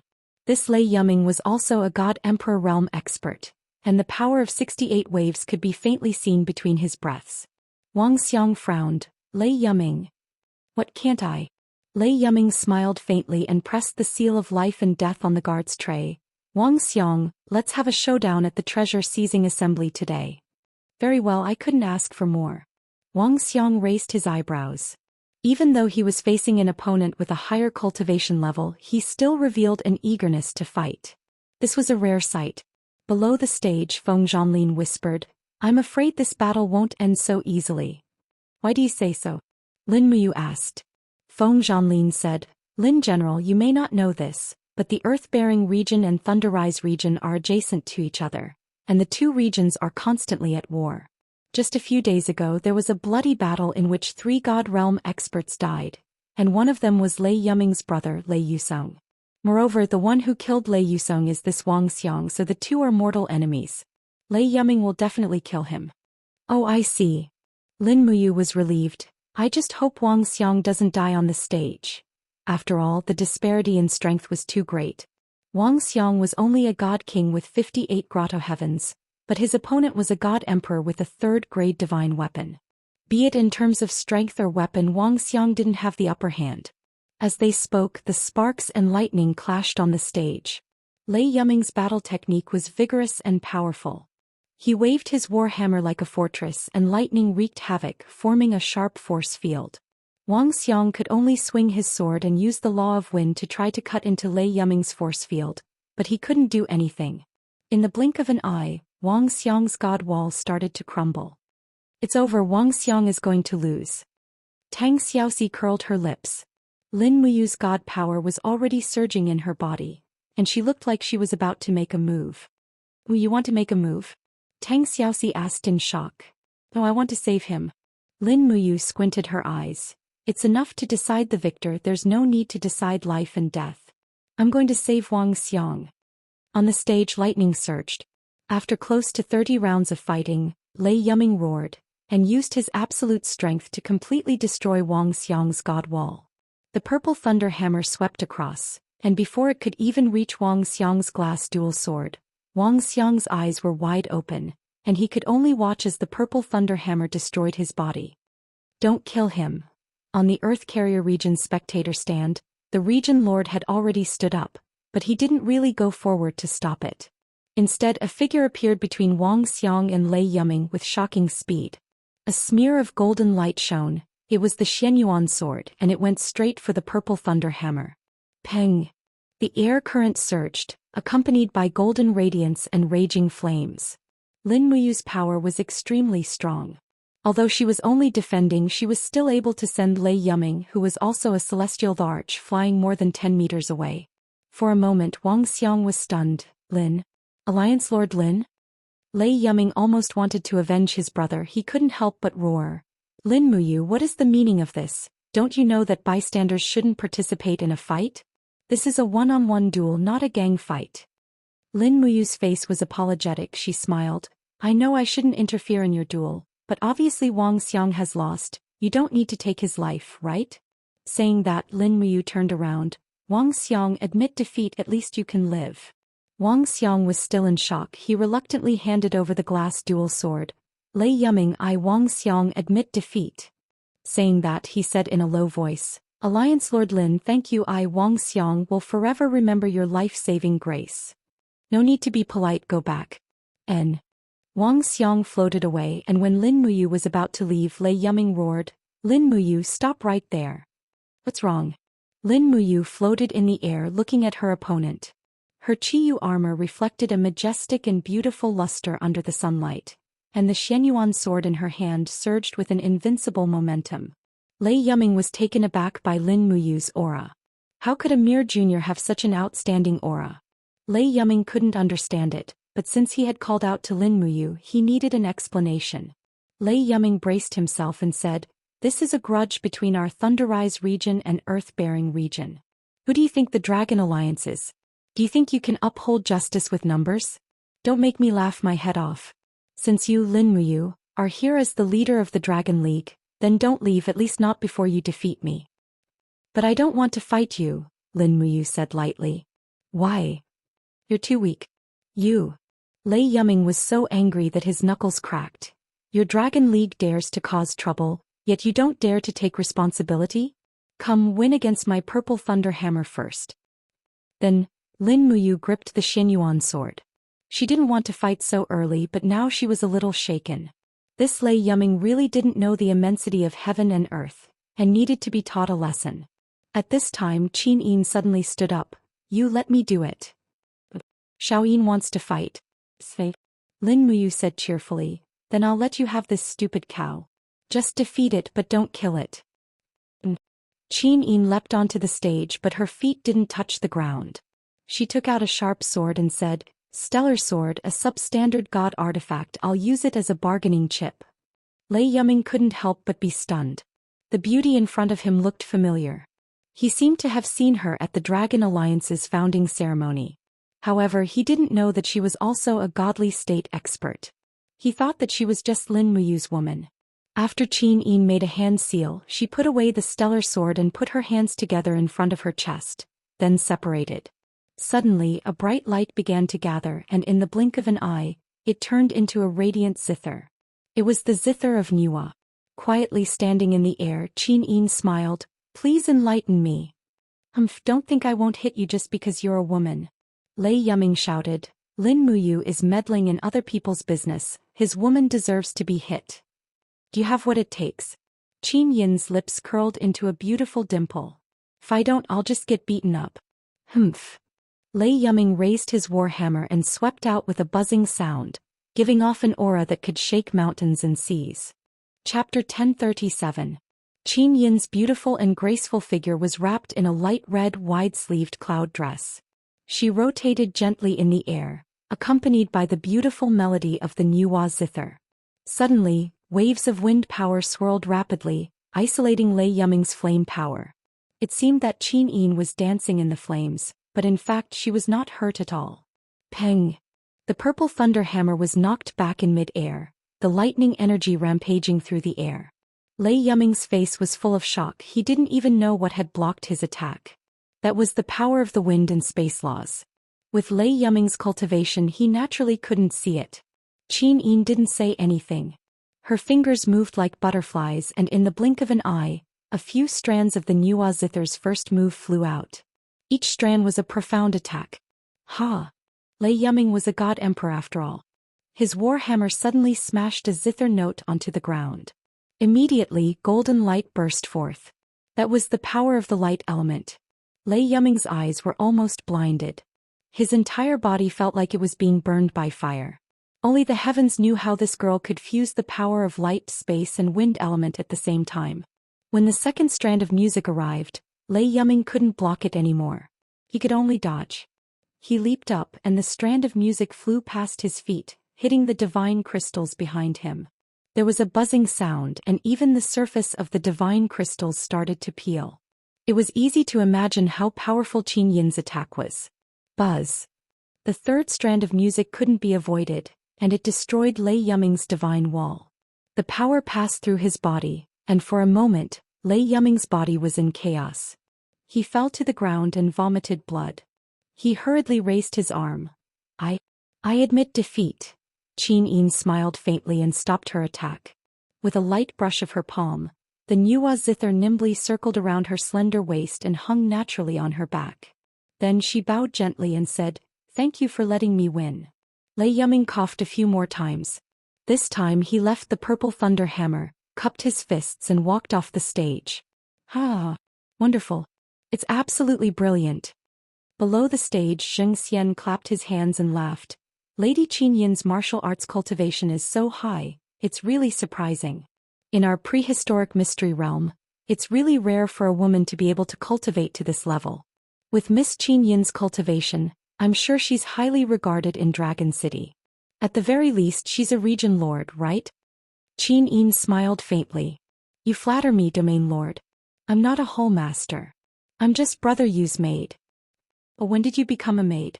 "Our great empress." Tang Xiaoxi chuckled. Lin Muyu was also speechless. Qin Yin's words were too flattering for her. However, who was Zhou Xian? How could he not understand? He immediately smiled and said, "Leader Lin of the Dragon League has a beauty like Lady Qin Yin. He has no regrets in life. It's so enviable." Lin Muyu was very satisfied with this. She said loudly, "Since it's a competition for treasures, then treasures should be the priority. So my Xiao Yin is on the stage. Please teach me, but don't fight with your lives." Lin Muyu thanks everyone here. Shi Yan and Tang Xiaoxi both smiled. Lin Muyu's words were a bit like a warning to the tiger. The Mai Xiao Yin had already made her position clear. If anyone hurt Qin Yin, they would probably offend the entire Dragon League. Currently, the Dragon League was powerful enough to dominate the entire southern region of the 64 regions. Who would dare to not give them some face? After a few minutes, the next challenger appeared. It was the region lord of the Fire Qilin region, Shinjun. He was an elder over 1,000 years old, but his cultivation had reached 85 grotto heavens. He held an iron staff in his hand and looked hale and hearty. He stood proudly in the sky and said with a smile, "This old man is Shenjun. Please teach me, Lady Qinyin. This Xianming staff is a third-class divine artifact. Let's use it as a bargaining chip." Qinyin bowed gracefully and said with a smile, "Then Regent Lord Shenjun, please teach me." "All right." Shenjun let out a low roar and waved the Xianming staff in the air. Suddenly the sky changed color and a storm swirled rapidly. It was as if he could summon wind and thunder. Shenjun cultivated the laws of wind and thunder. Furthermore, he had cultivated them for thousands of years. One could imagine how profound his skills were. As the Xianming staff danced, bolts of lightning shot towards Qinyin, who was on the high platform like giant palms. Everyone was astonished. The people of the Fire Qilan region either didn't make a move or their attacks were so frightening. This Shenjun might be an elder, but the might of his attacks far surpassed those in the prime of their lives. On the ground, Qinyin's hands lightly stroked the strings of the zither. Instantly, the wind blew and a strong gale wrapped around her elegant figure, protecting her from the corrosion of the wind and thunder. At the same time, she activated the second move of Nuwa's zither score, nimble movement. The sound of the zither rang out and rays of spiritual light rushed into the sky, clashing with Shenjun's lightning power. Instantly, the entire longevity altar turned dark. Two experts fighting against each other was a rare sight. Right again. After the first wave of attacks was blocked by Qinyin, Shenjun's battle intent rose. He waved the Xianming staff repeatedly and sent down even stronger lightning power. At this moment he didn't seem like the lord of a region, but more like a fierce god that could summon the wind and rain. Amidst the countless whirlwinds, Qinyin's long dress fluttered and her beautiful face had a trace of worry. Spirit pearls of law emerged from her body, looking magnificent and magnificent. At the same time, under the summon of the power, the golden god-binding chains hidden in the depths of her body also danced and spread out, like golden kelp in the deep sea. And it was precisely because of this that Qinyin looked like a fairy singing in the deep sea, stunning all the men present. Even a god would still be moved after seeing such a beautiful scene. Thus, at this moment, everyone wished that old man Shenjun in the sky could die immediately. No one cared if he was a senior or not. If he dared to destroy such a beautiful thing, then he was a bastard. However, there was no need for everyone to curse him. After Qinyin displayed the power of the Master God Lattice, her aura still reversed. The zither sounds interweaved in the air, and in less than 50 moves, Shenjun was already overwhelmed. Enough. Suddenly Shenjun, who was in the sky, put down the Xianming staff and said while panting, "Miss Qinyin, I admit defeat. My asthma is about to act up." Qinyin was stunned. Shenjun landed quickly, put down the Xianming staff, and walked down the stage with his hands clasped behind his back like an angry old cadre. What a straightforward region lord. Everyone started to like Shenjun again. Qinyin floated in the air above the high platform. Her messy skirt was smoothed out like a waterfall, but her little face had become red. The battle just now had consumed at least 20% of her divine power. After all, Shenjun's strength was not fake. He was a dignified 85 heavenly abode emperor. If it was an ordinary god-state expert, they would have knelt down and begged for mercy and admitted defeat. However, Qinyin defeated him with the cultivation of 77 heavenly abode realm. She had already proved herself. Miss Qinyin wins. Region Lord Shenjun loses. Xianxia announced loudly and continued, "There's not much time left. Who else wants to challenge Miss Qinyin of the Dragon League? Please go up the stage now." The stalemate lasted for less than 3 minutes. All the regions were talking about it. In the end, someone from the Yinjiang region and the Fengjin region stood up and floated up. He was a middle-aged man who was about 40 years old. He cupped his fists and said with a smile, "I'm Jiang Yuyang, the region lord of the Yinjiang region. Please enlighten me, Miss Qinyin." As he spoke, he took out a pair of short knives. The two knives were so short that they were less than 20 centimeters long. However, the cold light on the blades was very scary. Jiang Yuyang smiled faintly and said, "My weapons are called emerald dual knives. They are famous for close combat. So Miss Qinyin, you'd better be careful. Don't let me get close to you. Otherwise you'll be in danger." "Thank you for the reminder, Region Lord." Qin Yin nodded happily. After Jiang Yuyang signed the life and death contract, he stood on the high platform and faced Qin Yin from afar. He held his two sabers in a reverse grip and lowered his center of gravity slightly. Streaks of dark light flowed on the surface of his body, and he disappeared in the blink of an eye. Disappeared. He disappeared. The experts of the major domains were all dumbfounded. Very few people had ever seen Jiang Yuyang make a move, but this time it was too strange. Disappearing, this was not as simple as breaking through the void or flying at high speed. This was disappearing without leaving a trace. He didn't disappear. Lin Muyu frowned and said, "It's the dark light rule. I've seen it in the Sparrow region." Feng Zhanlin said, "That's right. It's the dark light rule. Only those who practice the dark light rule can disappear without a trace. It's a camouflage. However, this Jiang Yuyang's dark light rule is much more powerful and profound than the one Lin general killed by mistake. Note that one. I can't remember his name. I couldn't find it when I went back. Let's just treat it as that one. Looks like Xiao Yin is getting serious this time." Tang Xiaoxi pursed her lips and smiled. She's always been serious.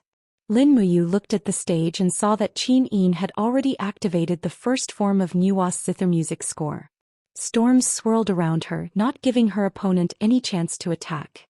However, she couldn't sense Jiang Yuyang's position at all. That was the scariest part. Where is he? Where is he? Qin Yin squinted her beautiful eyes and looked at the void around her. She couldn't sense Jiang Yuyang's aura at all. After nearly half a minute, a cold glint suddenly attacked from behind. It had appeared. Qin Yin quickly turned around. She didn't have time to gather her music, so she used Nua's strings to block it. As expected, a small jade knife chopped on the strings. Unfortunately, Nua was a first-class artifact. The jade knife couldn't even cut through the strings.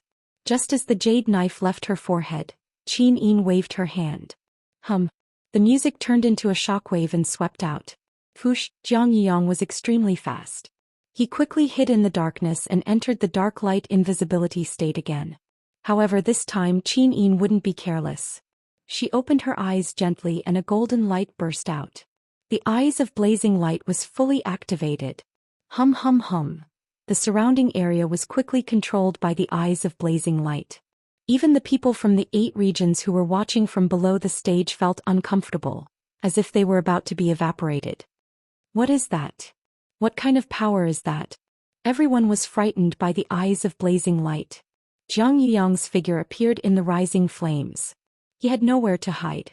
Chapter 1038. Flames rose and evaporated. Moreover, these were not pure flames, but flames derived from the scorching law of light. Their lethality was even more astonishing. Although it was only a domain, it already made Jiang Yuyang feel like he was in a purgatory cage. Every inch of his skin was burning under the blazing light, and it was almost impossible for him to move. However, Jiang Yuyang was an 86th celestial arch-expert and also the lord of a domain. How could he admit defeat so easily? He swung the daggers in his hands and his body spun rapidly like a windmill. Qin Yin took advantage of the opportunity to bring along the Nua zither, and the simple and exquisite zither was tied to her back. She raised the star's sword with both hands and suddenly rays of light rose sharply. With a weng sound, the sharp sword released hundreds and thousands of sword shadows. It was the first strike of Xian's 7 strikes, split. Dang. Sparks flew everywhere and in an instant the weapons of both sides collided nearly 100 times. Jiang Yuyang felt a chill in his heart. He originally thought that the sword shadows produced by Qin Yin were all illusions, but he didn't expect that every sword shadow was real and his arm was numb and hot. Be careful. Qin Yin's smile seemed to be able to melt glaciers and it made Jiang Yuyang, who was shrouded in flames, tremble. But the next moment an even sharper sword broke through the wind. Xian's 7 slashes, second strike, judgment. At this moment 4 golden wings of light gradually appeared behind Qin Yin's back. They were dazzling and gorgeous. Jiang Yuyang was forced to take a few steps back by the impact of judgment.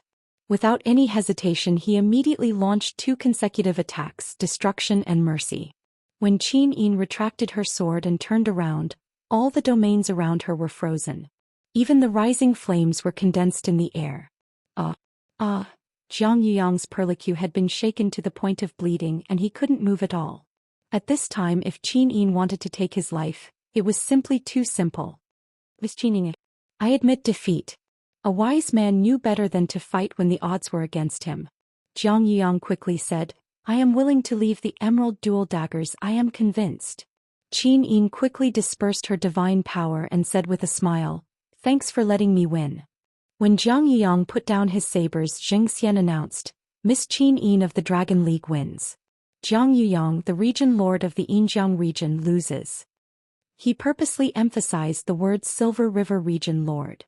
Jiang Yuyang's face was immediately filled with shame, and he angrily walked off the stage. At this moment, all the people in the 8 southern regions were silent, including the region lords.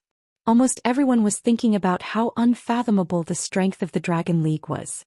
A beautiful girl beside Lin Muyu could defeat Xin Jun and Jiang Yuyang, who were at the level of region lords.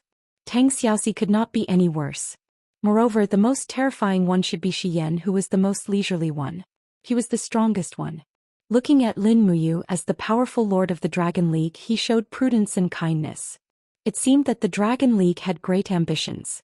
No one knew what the real purpose of the Dragon League was. Perhaps it was the whole 64 regions? Is there anyone else who wants to challenge Miss Qin Yin? Zhou Xian glanced at the setting sun in the distance. The sun was about to set. Once the battle was over, the star chess 100-segment staff, jade dual knives, glazed dual swords and other treasures would all belong to Qin Yin. The final winner would be the Dragon League, who had come from afar. Below the stage, a group of region lords were silent. Suddenly, Jiang Yuyang, who had just lost, rushed to Murong Tianxing and said, Region Lord Murong, you are the #1 expert of the Tianxing region and also a famous expert. If you don't go and challenge Miss Qin Yin, I'm afraid that the limelight of this treasure-seizing conference will be stolen by the Dragon League. Murong Tianxing gracefully sat on his seat and cupped his fists with a smile. No need to be so polite. Miss Qin Yin is my friend, how could I make a move? Moreover, Miss Qin Yin's talent is unparalleled. Her becoming the champion of this treasure-seizing conference is also expected by everyone. Jiang Yuyang snorted but didn't say anything. The deputy region lord next to him sneered. Murong Tianxing has always prided himself on being a benevolent gentleman. He would never make a move against a woman, let alone such an outstanding beauty. Murong Tianxing must have heard it, but he just smiled and didn't say anything. Xin Jun laughed and said, It seems that the champion of this treasure-seizing conference is definitely Miss Qin Yin. This old man congratulates the Dragon League and Lord Lin. Everyone knew that the treasures in this treasure-seizing conference were secondary. What mattered the most was the strength of a region. In this era of great competition, whoever was stronger would be more trustworthy. Once Qin Yin became the champion, the prestige and status of the Dragon League in the 8 southern regions would be unparalleled. On the stage, Qin Yin was still hugging the Nuwa zither, quietly floating in the air. Her eyes were indifferent as she looked at everyone around her. She didn't care about the treasures. What she really cared about was how strong she could become. Training her cultivation was the real purpose of this trip. Just when everyone thought that Qin Yin was about to become the champion, suddenly, a strange and eerie voice came from the great hall far away from the longevity altar. In the dignified 64 regions, there is actually no one who can deal with a little girl. What a shame, what a joke, this old man feels ashamed for you region lords. This voice was extremely eerie, as if it came from a grave, making everyone's hair stand on end. Everyone looked over and saw a man in a black robe slowly walking over from the great hall. His footsteps seemed slow, but his speed was extremely fast.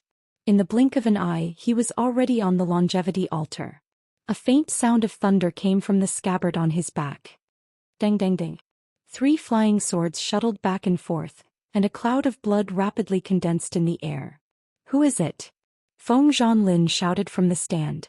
Lin Muyu also stood up and said, Take off your cloak, let us see who you are and whether you are qualified to participate in this treasure-seizing assembly. Quick. He. The newcomer laughed ferociously. He slowly took off his cloak, revealing his white hair and beard. It was an old man, but his face was very frightening. It didn't look like a human's face at all. It was full of ulcers and traces of ulcers, and even one of his eyes was gone, turning into a rotten hole. The other eye was glowing with a faint green light, making everyone's heart tremble.